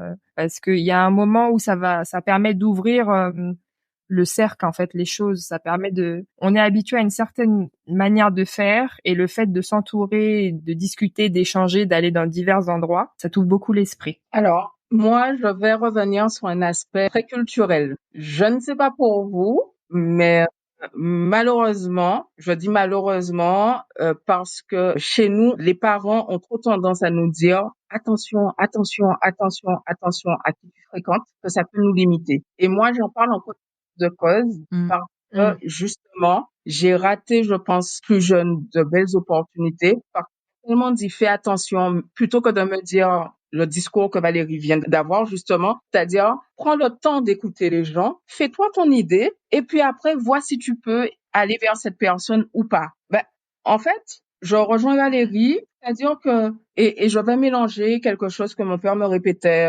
souvent, c'est quand tu ne sais pas, renseigne-toi. J'adore cette phrase. Quand tu ne sais pas, renseigne-toi. Et j'aime ça aux rencontres qu'on peut avoir. Ne vous limitez pas à partir du moment où la personne n'est pas hostile, trop bizarre, bien sûr, mais échanger avec les gens, c'est comme le voyage, ça cultive, ça vous permet d'innover, ça vous permet d'ouvrir votre esprit. Et puis après, si vous avez un doute, renseignez-vous sur ce qu'il vous a dit. Allez voir. Mais aujourd'hui, on a Internet, en fait. Donc, utilisez-le à bon escient. Allez voir, allez chercher l'information pour vous dire, ah, OK, il m'a dit ça. Je vois que ça se confirme sur plusieurs sites, que des spécialistes en parlent. OK. Ou à l'inverse, comme disait Valérie, petit bémol, si cette personne vous a raconté des bobards, vous le saurez aussi tôt ou tard. Mais pour parler des rencontres, si je devais donner des exemples, j'ai travaillé à la BNP Paribas et j'ai eu une personne, une Canadienne, qui a accroché avec moi et qui m'a dit, viens au Canada quand tu veux. Je n'ai pas été parce que on m'a tellement dit et peur des gens que je ne suis pas allée. Elle m'avait donné son contact et tout. Pareil, j'ai eu une autre rencontre dans le d'une autre entreprise, Saint-Pierre-et-Miquelon. On m'a dit, mais viens, je te donne le boulot, je te donne tel salaire qui est au-dessus de la moyenne à Saint-Pierre-et-Miquelon. Et je ne suis pas allée parce que, encore une fois, par crainte de ce que mes parents m'avaient dit, plutôt que de me renseigner, encore une fois. Donc, en fait, oui, on doit apprendre à nos enfants à ne pas croire tout et n'importe quoi et n'importe qui, mais j'y mets un gros bémol parce que je parlais de Sciences Po au lycée. Il y a des élèves qui avaient été acceptés, qui avaient intégré Sciences Po. Ben, quand ils sont revenus un an après, ou même que je les ai rencontrés, je sais plus trop, et qu'ils ont parlé de leurs expériences, ils ont fait ressortir que les reproches que les profs leur avaient fait, c'est que ils trouvaient que les élèves qui venaient des Outre-mer étaient un peu trop limités sur le plan culturel, sur le plan de la culture générale. Et forcément, quand vous arrivez en France, que vous avez des personnes qui viennent de toutes parts, de tous les pays du monde, qui eux, en plus, ont peut-être soit parce qu'ils ont eu les moyens ou peu importe, voyager, mais vous voyez la différence. Et moi, j'ai senti cette carence aussi quand je suis arrivée. Ah oui, j'ai senti la différence. Alors, oui, comme je venais en France, j'avais une certaine culture et comme j'étais quelqu'un de très curieux, je regardais beaucoup de documentaires, donc c'est ce qui m'a un peu sauvée. Mais sans appréhension et sans le prendre mal, il faut que les ultramarins soient conscients de ça.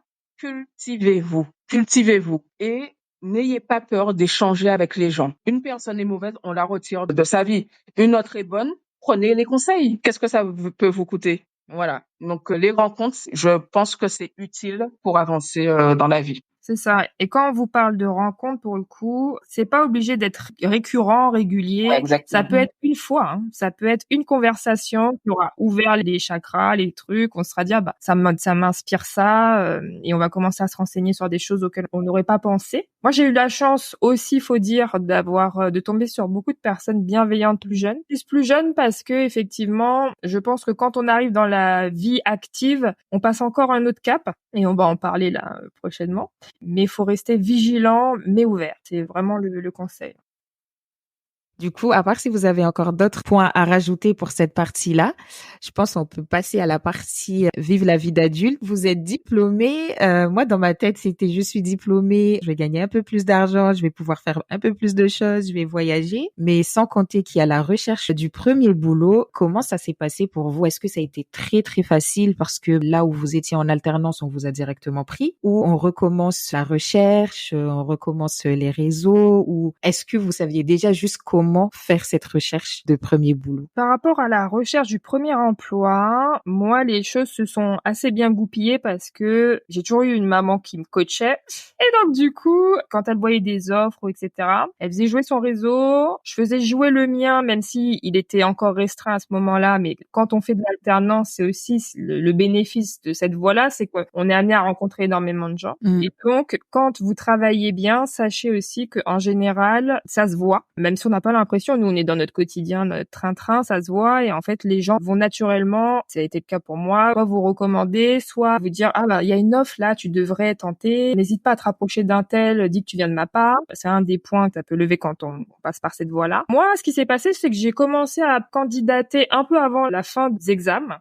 J'étais dans l'envie de découvrir un secteur d'activité par rapport à tout ce que je vous ai dit au préalable. Moi, j'avais envie de découvrir l'univers, le secteur de l'handicap. Et donc, du coup, j'ai vu qu'il y avait une opportunité, j'ai candidaté, ça a matché. Donc, mon premier emploi, ça a été assez fluide pour l'obtenir. Quand j'ai été dedans, c'est encore autre chose pour le coup, mais voilà comment moi je me suis prise pour l'obtention de ce premier boulot. De mon côté, un peu comme Valérie, j'ai eu beaucoup de chance. Ça, c'est pareil. Alors, effectivement, l'alternance aide beaucoup. Après, je le dois aussi à ma famille qui m'a toujours alerté et donné les bons codes. Je pense que ça, c'est très important aussi. Et puis, les études qu'on a faites, bien évidemment, ont été un plus pour nous parce que nous sommes dans les RH, Valérie et moi. Donc, forcément, ça a été un plus. Mais même comme ça, quand vous n'avez pas eu l'habitude de passer des entretiens, petite alerte, parce que moi, à un moment donné, encore une fois, à mon côté toujours très pragmatique, organisé et tout, je me suis dit, mais des entretiens, mais on dirait que c'est toujours sur la même question, au même moment, etc. Et en fait, moi, ce que j'ai fait, j'ai analysé les 2, 3 entretiens que j'avais eus et je me suis entraînée parce que comme je dis souvent, un entretien, ça se prépare. L'entreprise, elle reçoit des centaines de candidatures. Vous n'êtes pas seul, donc préparez-vous. Donc, les premiers pas en entreprise, ouais, j'ai un peu analysé aussi avant de me lancer dans mes recherches. Après, tout comme Valérie, j'avais un petit réseau qui commençait à se faire. Et puis, comme j'ai toujours eu de bons rapports avec mes responsables, on me recommandait assez facilement. Ça aide toujours. Et puis, les premiers pas pour moi, un peu stress, oui, parce que tant que vous n'avez pas trouvé, vous êtes dans l'inquiétude. Et puis moi, il y avait cet aspect aussi, je suis maman, donc effectivement, j'ai besoin d'une rentrée d'argent pour mon fils en dehors de moi-même. Mais dans l'ensemble, ça s'est plutôt bien passé pour le coup. Et concernant les attentes que vous aviez de ce premier boulot, est-ce que vous êtes venu avec des attentes, ça s'est confirmé ou pas du tout?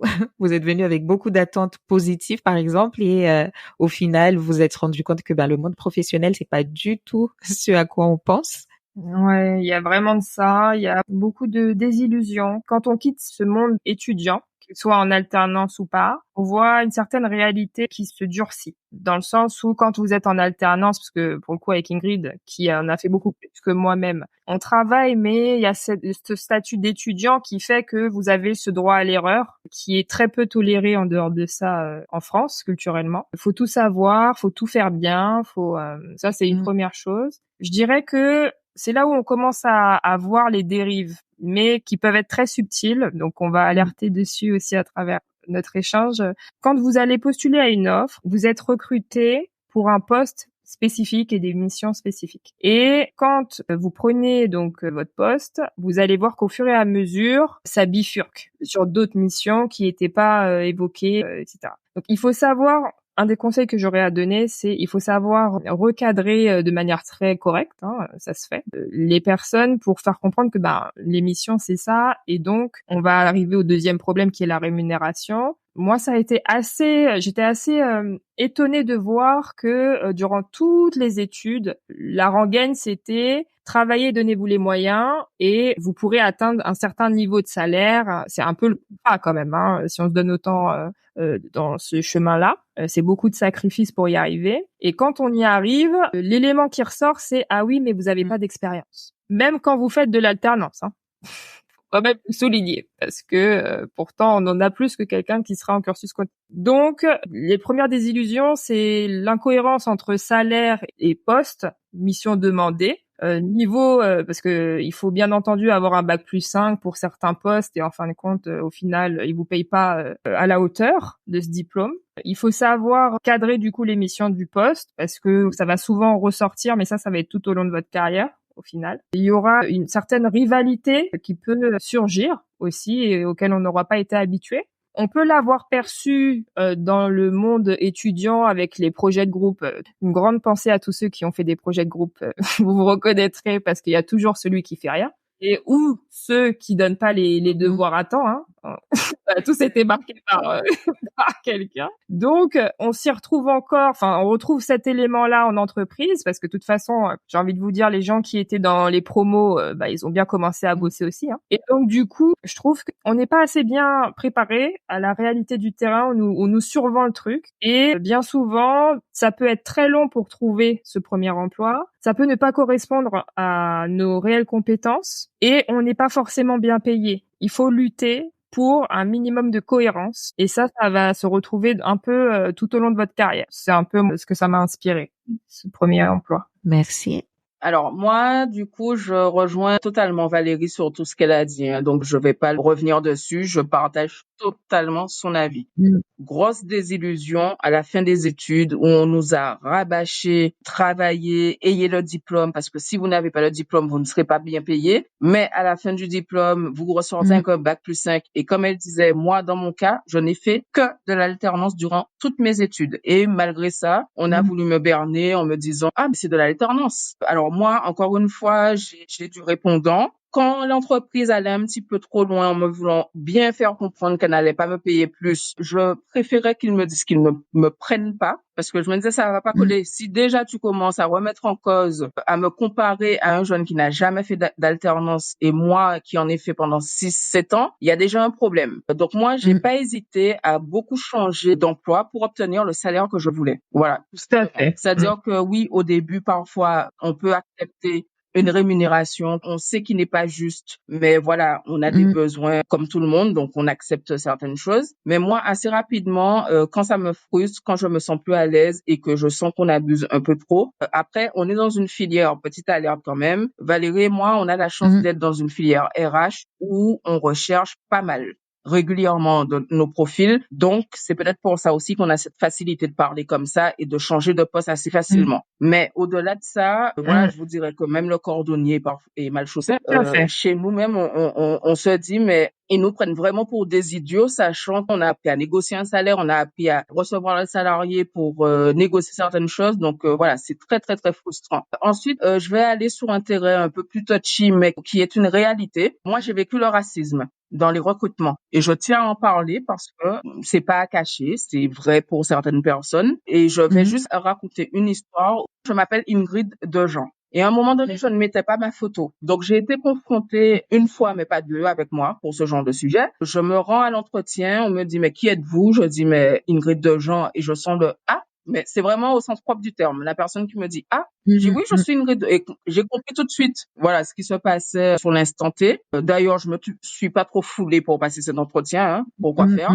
Il faut dire que c'était mal parti. Voilà, c'est ça. Petite alerte, ne soyez pas surpris et soyez prêts à être confrontés à ça. Ensuite, autre aspect, nous, on a ce côté aussi où nous sommes des femmes. Donc, les femmes, oui, on peut être confronté au collègue qui va être payé plus et nous, on va devoir batailler. Comme je dis, il y a que ceux qui demandent pas qui n'auront pas. Moi, je réclame mon dû. Voilà. C'est très simple, c'est très clair. J'ai pas de mal quand je sais que j'ai surpassé les objectifs, que j'ai atteint mes objectifs, d'aller voir ma direction et dire, ben écoutez, moi, vous m'avez donné des objectifs, j'ai fait ça. Je connais mon boulot, toi tu ne le connais pas. Je sais que j'ai réalisé ce que tu m'as demandé. Je veux mon dû, tout simplement. Après, ça, c'est une question de force de caractère, de si vous vous sentez capable. Et comme Valérie le disait, parce que là, je le dis avec beaucoup de véhémence, mais il faut aborder le sujet avec diplomatie, mais il ne faut pas avoir peur d'aller voir son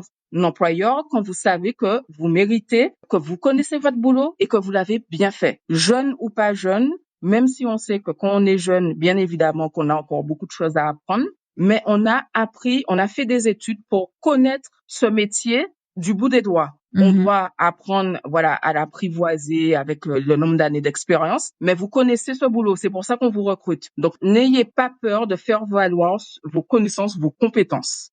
Voilà.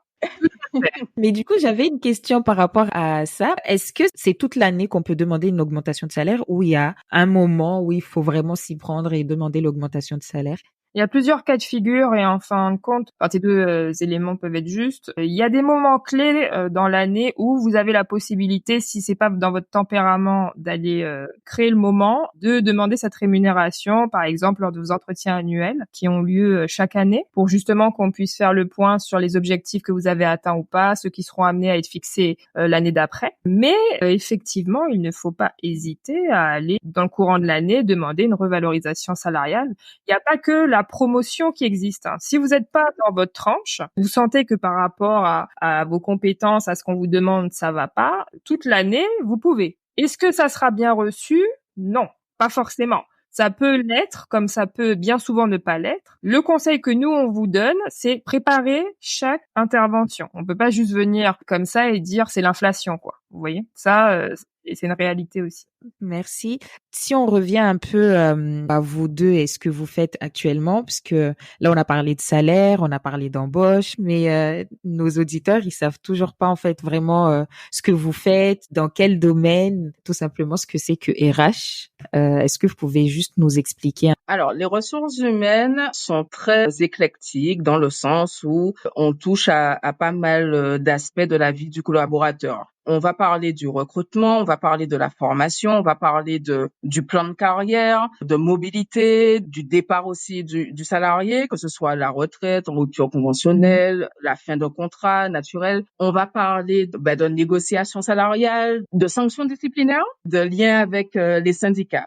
Tout ça, ce sont les ressources humaines. Si on doit parler spécifiquement de ce que nous faisons avec Valérie, dans le cadre d'Il faut bien débuter, notre objectif, c'est de partager à tout type de profil, que vous soyez jeune, débutant sur le marché de l'emploi, en reconversion professionnelle, que vous ayez envie, voilà, justement de négocier votre salaire, de savoir comment aborder certains sujets avec votre entreprise. On propose un accompagnement en fait aux particuliers, personnalisé par rapport à leur situation. Donc, on peut vous aider à préparer votre CV, votre lettre de motivation, à préparer des entretiens, à savoir comment vous former pour acquérir de nouvelles compétences ou tout simplement asseoir les compétences que vous avez dans votre cœur de métier.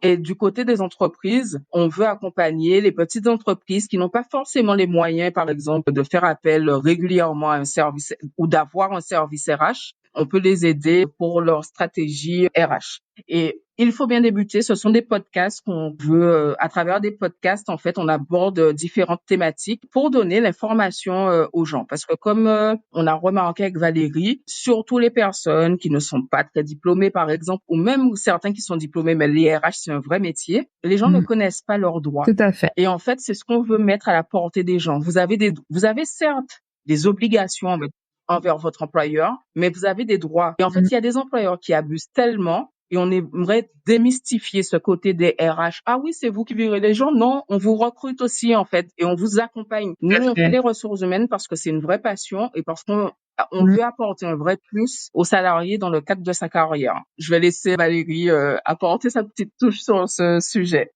Tout à fait. Pour continuer dans ce que tu disais, Ingrid, de la même manière, en fait, ce qu'on propose à nos auditeurs sur Il faut bien débuter, c'est nos compétences, puisque avec Ingrid, on est entre le salariat et l'entrepreneuriat. On aspire à basculer vers l'entrepreneuriat lorsque le moment viendra complètement. Mais ce qu'il faut bien comprendre, en fait, c'est que les entreprises, elles, se font accompagner pour justement pouvoir booster leur productivité, leur chiffre d'affaires, atteindre les objectifs multiples et variés qu'ils se mettent en en tête. Nous, on vous propose de miser sur vous et de pouvoir gagner du temps pour justement booster votre carrière à travers les problématiques diverses et multiples que vous pouvez rencontrer. Et en fin de compte, vous pouvez faire appel à nous aussi bien de manière ponctuelle que régulièrement. On est vraiment dans cet esprit où plus on peut créer un lien de confiance sur le long terme, mieux c'est pour nous. Vous serez amené à avoir différentes problématiques dans votre carrière. N'hésitez pas à vous renseigner et à vous faire aider et accompagner, puisque nous, en l'occurrence, on propose ce service. Et si je donne un exemple, moi actuellement, je suis data manager clinique et je suis en train de passer une certification en tant que data analyst. À un moment, en fait, j'ai eu un petit doute sur comment me présenter à une autre boîte et surtout comment ne pas perdre cette expérience. Donc, si je comprends bien, je peux vous contacter et je pourrais avoir une aide par rapport à cette reconversion-là et le fait de vouloir aller postuler dans une autre boîte tout en gardant son expérience passée. C'est bien ça? Tout à fait. Effectivement, c'est très juste ce que tu dis, c'est-à-dire que on a différents profils. On a déjà accompagné des jeunes qui rentrent sur le marché de l'emploi et qui savent pas comment se présenter. Parce que quand on va à une soirée, on est dans un cadre très convivial, jovial. Donc, c'est très simple de se présenter. Mais dans le cadre, face à un employeur, on ne sait pas peut-être quelle information sur quoi il faut se renseigner pour se présenter face à cet employeur. Donc, effectivement, on va te dire ce que tu peux dire, ce que tu ne peux pas dire, qui va te desservir. On va te conseiller sur même ton CV. Il y a des mots que tu vas mettre qui vont pas te valoriser, alors que d'autres, au contraire, il faut les faire ressortir pour montrer ta compétence. Et ça, tout le monde n'a pas cette capacité à le faire. Tout le monde n'est pas capable de parler de lui, tout simplement. On parle d'un film et on sait le mettre en avant, on sait donner des parties du film qui sont excellentes, voilà. Mais parfois, certains, quand il faut parler d'eux, on sait pas se mettre en avant parce que c'est plus compliqué. Ça veut dire, non, vous n'êtes pas hautain en le faisant. Mais certains sont mal à l'aise pour le faire. Donc là, on parle de l'aspect comment se présenter à une entreprise, mais c'est pareil. Il y a des gens qui sont très gênés d'aller demander une augmentation et pourtant, ils savent qu'ils méritent amplement. Donc soit vous avez l'employeur qui sait récompenser ses salariés et qui va le faire tout naturellement, soit vous allez vous retrouver face à un employeur qui va profiter de la situation. Et en fait, tout s'apprend. Et c'est pour ça que je dis, avec Valérie, quand on parle de nos expériences en tant que salariés, on se dit, mais les gens, ils se rendent pas compte. On se prépare. Parce que comme Valérie vient de dire très justement, l'entreprise, elle vous attend. Ses arguments sont prêts pour contrecarrer tout ce que vous allez dire. Donc, il faut se préparer en tant que salarié. C'est ce qu'on propose pour les particuliers et pour les entrepreneurs qui ont envie de bien faire les choses, justement, d'apporter une qualité et des conditions de travail agréables à leurs collaborateurs. On apprécie aussi ces personnes et on est tout à fait prête à les accompagner également. Oui, et sur la partie entrepreneuriale, les personnes qui ont des entreprises, on sera amené à pouvoir définir avec elles la politique RH qu'il faut mener. C'est important d'en avoir une. Les ressources humaines, en fin de compte, c'est un terme qui est vaste et en même temps qui est tellement présent dans l'entreprise puisque c'est pas compliqué à chaque fois qu'il y a un problème ou pas. En tout cas, à chaque fois qu'il y a quelque chose qui est lié à l'humain, ça nous concerne. De près ou de loin. On fait office de conseil. C'est entendu et je pense que le message est passé. Hein. Du coup, là, on va bientôt s'approcher de la fin. Je vous propose de me mettre dans la peau d'un étudiant qui a des questions et il recherche des conseils et en une phrase, pouvoir lui donner quelques conseils. Premièrement, comment choisir entre université et école aujourd'hui? Je sais qu'il y a des écoles, il y a des universités, mais quel est le meilleur choix en fonction d'une situation spécifique, on va dire? Alors, je pense que c'est surtout déjà une question de personne. Il faut se connaître. Moi, typiquement, je savais que je voulais absolument allier pratique et théorie, donc j'ai été vers l'alternance. Je m'en moquais de plus avoir de vacances, etc. Donc, et j'avais besoin de cadre. Je craignais un peu que si je me retrouvais à l'université, de faire comme certains étudiants qui profitent de la vie et qui oublient un peu les études. Donc, c'est une question de personne déjà. Comment vous voulez apprendre ou pas? Ensuite, pour choisir une école, mais il y a tellement de critères auxquels les gens ne font pas attention. Est-ce que vous avez un budget pour payer une école de renom ou pas?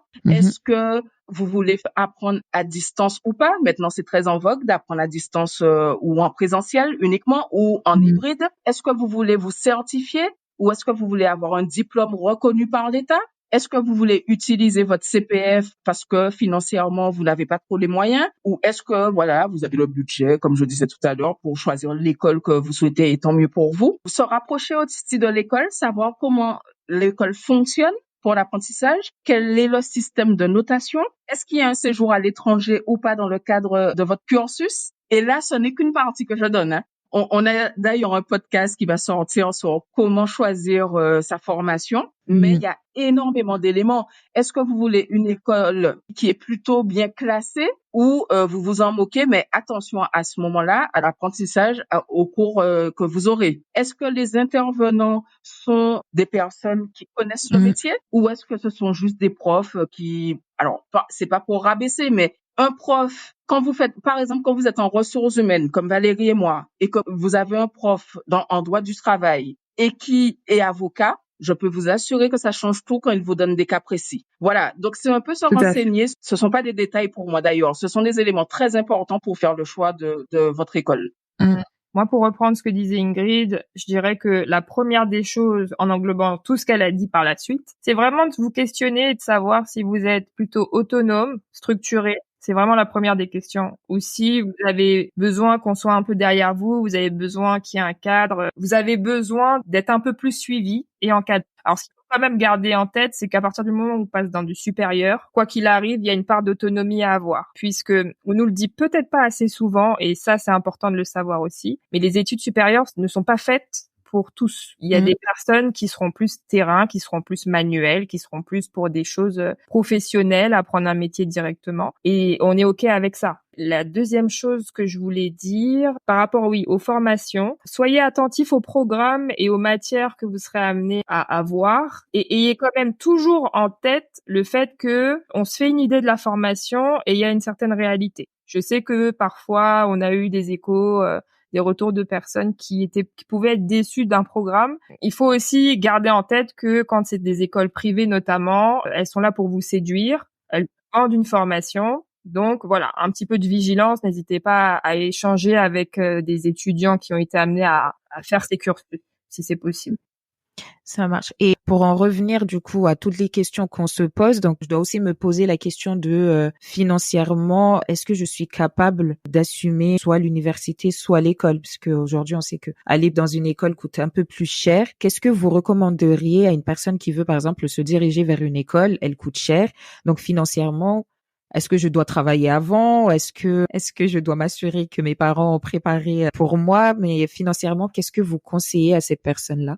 Je te rejoins sur ce que tu viens de dire, hein. Effectivement, si vous avez la chance d'avoir des parents qui peuvent vous accompagner parce qu'ils ont le budget, tant mieux. Après, il y a les prêts étudiants. Mais je sais plus trop comment ça fonctionne. Si on commence ses études et on commence à payer après, il faut s'assurer que c'est soit le parent, soit vous êtes capable aussi de faire un job étudiant à côté pour aider vos parents à payer l'école. Après, moi, je sais que, par exemple, j'ai pu faire le CFA IGS parce que je l'ai fait en alternance. L'alternance, c'est un bon moyen parfois d'intégrer une assez bonne école en ayant de l'argent en plus et en n'ayant pas à payer la formation puisque c'est l'entreprise qui va payer la formation. Pour le coup, là, c'est vraiment personnel et c'est vraiment une question de budget ou pas. Et ensuite, vous avez la possibilité du CPF, compte personnel de formation, qui peut vous aider à financer tout partie du programme que vous aurez choisi. Moi, je dirais que dans mon cas, j'ai privilégié l'alternance parce que c'est vrai que je trouve que ça permet d'enlever quand même un gros poids sur les épaules,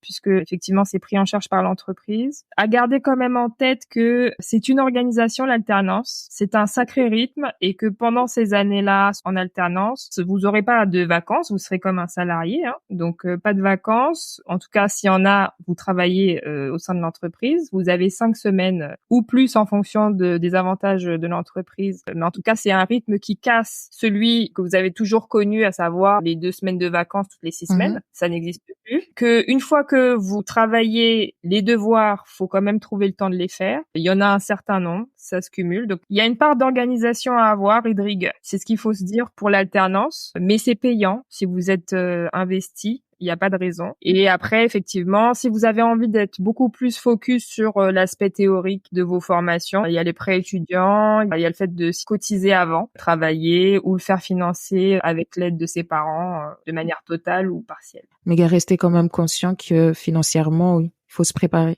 Tout à fait. Financièrement et peut-être également de manière dans votre vie, en fait, l'agencement de votre vie. C'est-à-dire que on n'en a peut-être pas assez parlé avec Ingrid, mais nous, quand on était en études supérieures, bac plus 3, 4, 5, on mettait entre parenthèses une partie de notre vie sociale. Ça veut pas dire qu'on était complètement des ermites, mais c'est clair que quand on nous disait il y a la dernière soirée chez X, Y, Z, voilà, il y a une partie de notre entourage qui nous a moins vus parce que on est obligé d'être focus. Cumul de la fatigue. Donc, être conscient de ça. Mais ça se fait, encore une fois. Accrochez-vous, restez focus sur l'objectif final.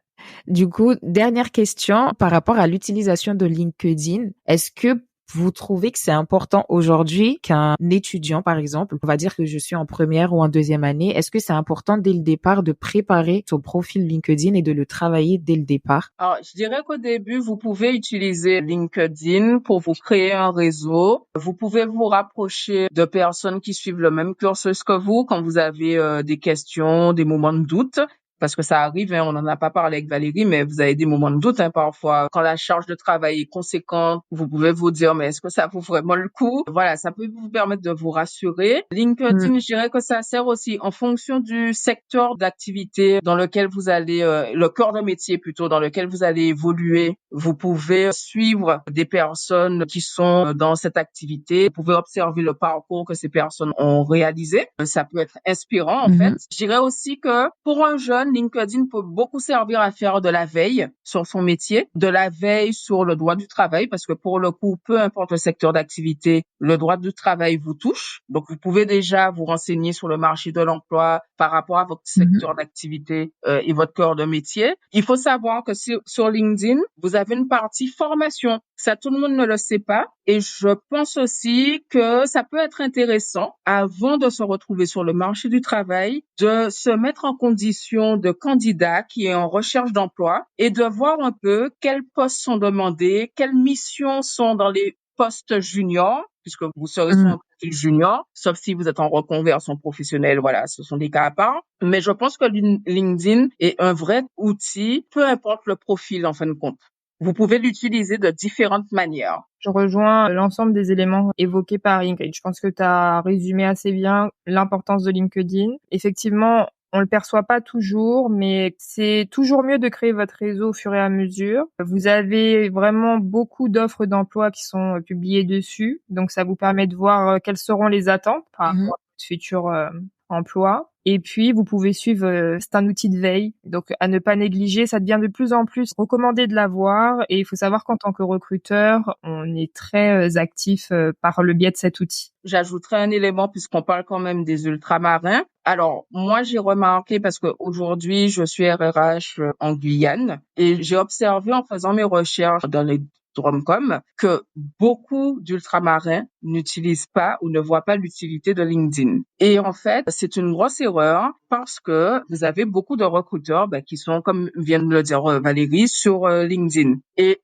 comme on a beaucoup grandi avec cet aspect de bouche à oreille pour trouver un emploi, du filon pour trouver un emploi, j'ai l'impression, en tout cas, que c'est pas encore assez démocratisé chez les ultramarins, en fait, d'utiliser tout naturellement cet outil. Petite alerte, vraiment, je conseille de le faire, surtout quand vous partez faire vos études en France métropolitaine, sachant qu'il y a beaucoup de chômage chez nous en plus. Renseignez-vous en amont pour voir les offres d'emploi qu'il y a, un peu comme Valérie a fait finalement en regardant les offres avant même d'avoir validé son examen. Renseignez-vous, regardez ce qu'il y a déjà, rapprochez-vous de recruteurs parce qu'il faut savoir quand même qu'il y a des agences d'intérim. On peut aller chercher une entreprise directement, mais il y a aussi des agences d'intérim et donc des chasseurs de tête aussi qui peuvent vous repérer parce qu'ils sont beaucoup en recherche de talents d'ultramarins diplômés pour un retour, ce qu'on appelle, qui est très en vogue en ce moment, du retour au pays. Donc vraiment,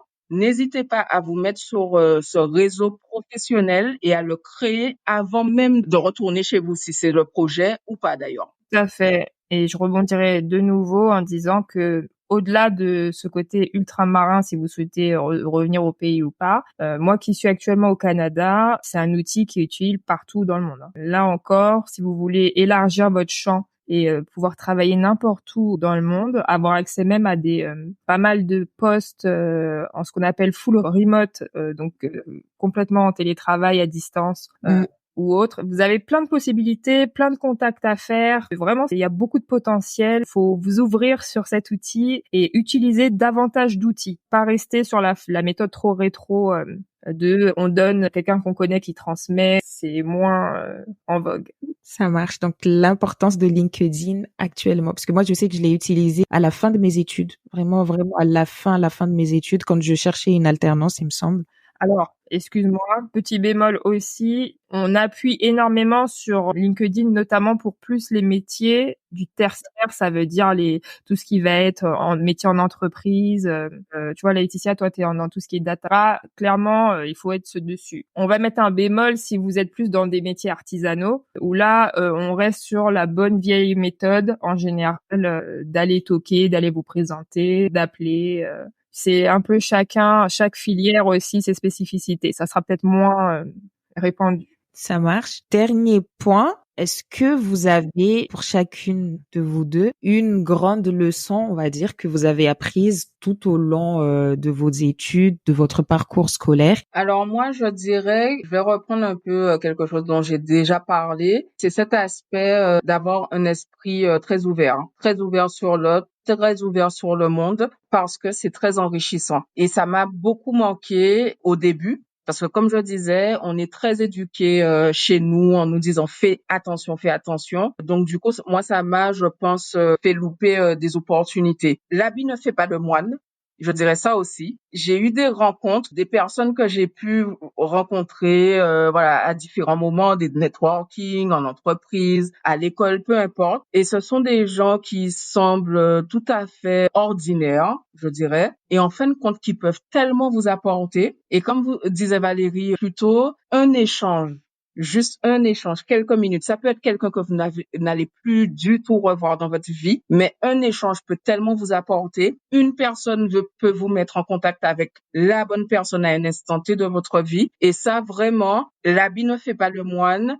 Ne regardez pas l'apparence forcément de quelqu'un pour vous faire une idée. C'est pas comme ça que le monde tourne, en fait. Apprenez à connaître les gens et vous serez surpris. Moi, la leçon que j'ai apprise, que je mets en place, c'est, je dirais, toujours se tenir informé, rester à jour de son domaine. Parce que quand vous allez quitter le monde des études, le but, c'est pas de stagner. Il faut vraiment garder, même si on rentre dans une routine familiale, voilà, on avance, quoi, dans la vie. Il faut vraiment garder ce tempérament que vous aviez au début de ces études, en vous disant que il faut toujours apprendre, se remettre en question, se former. C'est très important. En fonction des entreprises que vous serez amené à avoir, on va pas forcément vous donner l'opportunité de le faire. Ne vous limitez pas uniquement à l'entreprise pour vous former et apprendre de nouvelles choses. Restez flexible, adaptez-vous, soyez proactif dans la recherche un peu constante, parce que c'est ce qui fait aussi la différence quand vous postulez ou quand vous changez de métier ou quand vous souhaitez évoluer, parce que parfois on souhaite évoluer, mais il faut aussi une cohérence. Il faut démontrer. En fait, après le diplôme, ce que vous allez toujours devoir faire, c'est démontrer, pas pour plaire aux autres, mais pour pouvoir avancer et en fait atteindre vos objectifs. Merci beaucoup pour ce partage. Est-ce que on peut vous contacter et où est-ce qu'on peut vous trouver? Donc on a parlé du podcast Il faut bien débuter sur LinkedIn. Est-ce qu'on peut aussi vous contacter dessus ou Ah oui, et avec grand plaisir.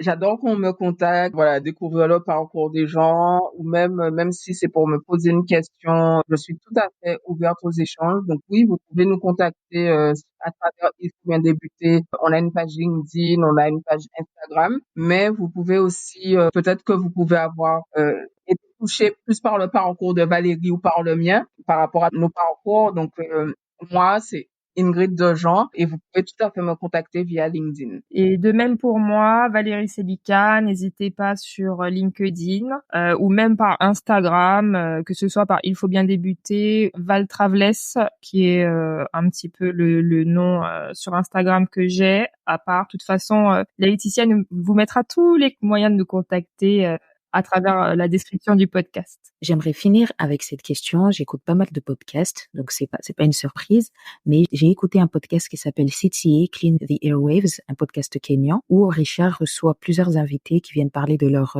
business, de leur parcours, et il a reçu une dame qui s'appelle Rina X, et il lui a demandé, étant petite, qu'est-ce que tu voulais faire? Rina X a répondu en disant, j'ai lu un livre qui disait ne jamais demander à un enfant qu'est-ce qu'il veut faire plus tard, mais lui demander est-ce qu'il a repéré un problème qu'il voudrait résoudre plus tard. Donc ma question c'est, est-ce que vous, étant enfant, vous aviez en tête un problème à résoudre dans le monde ou pas? Alors moi, je vais commencer effectivement quand j'étais plus jeune et j'ai gardé beaucoup ce truc-là. Et ben pour répondre à ta première question, même si je sais pas si on était là-dedans, mais moi quand j'étais petite, je voulais être juge. Je voulais être juge.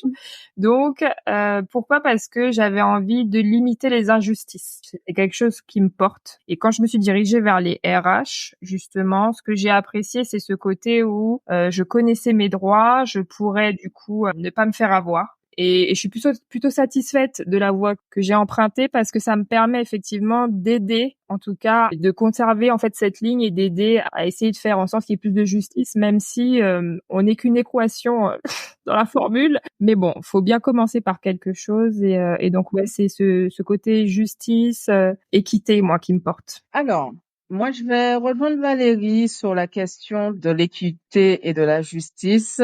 Et plus précisément, ça serait par rapport aux enfants, parce que moi, j'ai vécu des choses très dures plus jeune et ça me tient à cœur. Et j'ai toujours dit que d'une manière ou d'une autre, j'aiderais des gens qui n'ont pas forcément eu les codes, qui n'ont pas forcément été aidés dans leur jeunesse. Et que justement, à travers les ressources humaines, en leur donnant leurs droits, en leur donnant les bonnes informations, ça permettra qu'ils puissent s'en sortir d'une certaine manière. Et un autre sujet qui me tient à cœur, c'est les femmes, tout simplement. Les femmes, parce que on doit trop se battre pour prouver nos compétences, ce qu'on vaut. Et je l'ai encore plus ressenti parce que j'ai été maman jeune, où à chaque fois, mais combien de fois on m'a fait comprendre que je ne pourrais pas m'en sortir. Et j'ai eu la chance d'avoir des personnes qui ont cru en moi tout au long de mon parcours, des directeurs, comme des collègues, voilà, un peu diverses personnes, que ce soit dans le professionnel et dans le privé. Et en fait, juste aider les femmes et continuer à ce qu'il y ait des femmes inspirantes pour montrer aux petites filles qu'elles peuvent tout réaliser. Merci beaucoup pour vos réponses. Donc, je vous remercie beaucoup d'avoir accepté mon invitation. Je pense que les conseils et même votre parcours scolaire ou professionnel pourraient être très inspirants pour certaines personnes ou des personnes qui veulent s'orienter dans le domaine RH ou qui ne connaissent pas du tout le domaine RH et qui vont apprendre avec votre témoignage. Donc, je vous remercie beaucoup d'être venu dans Insulaire.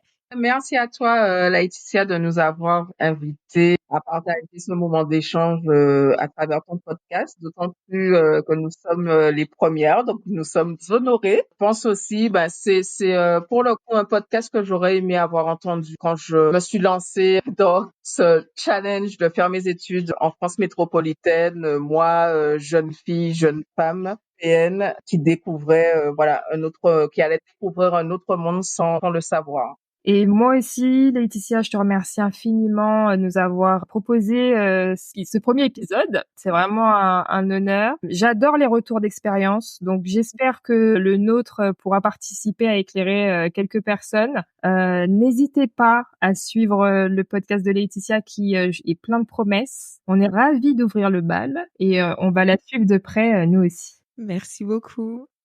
Merci de nous avoir écoutés. N'hésite pas à me laisser un petit commentaire pour me donner ton avis, partager l'épisode s'il t'a plu et on se retrouve pour le prochain épisode. Bye!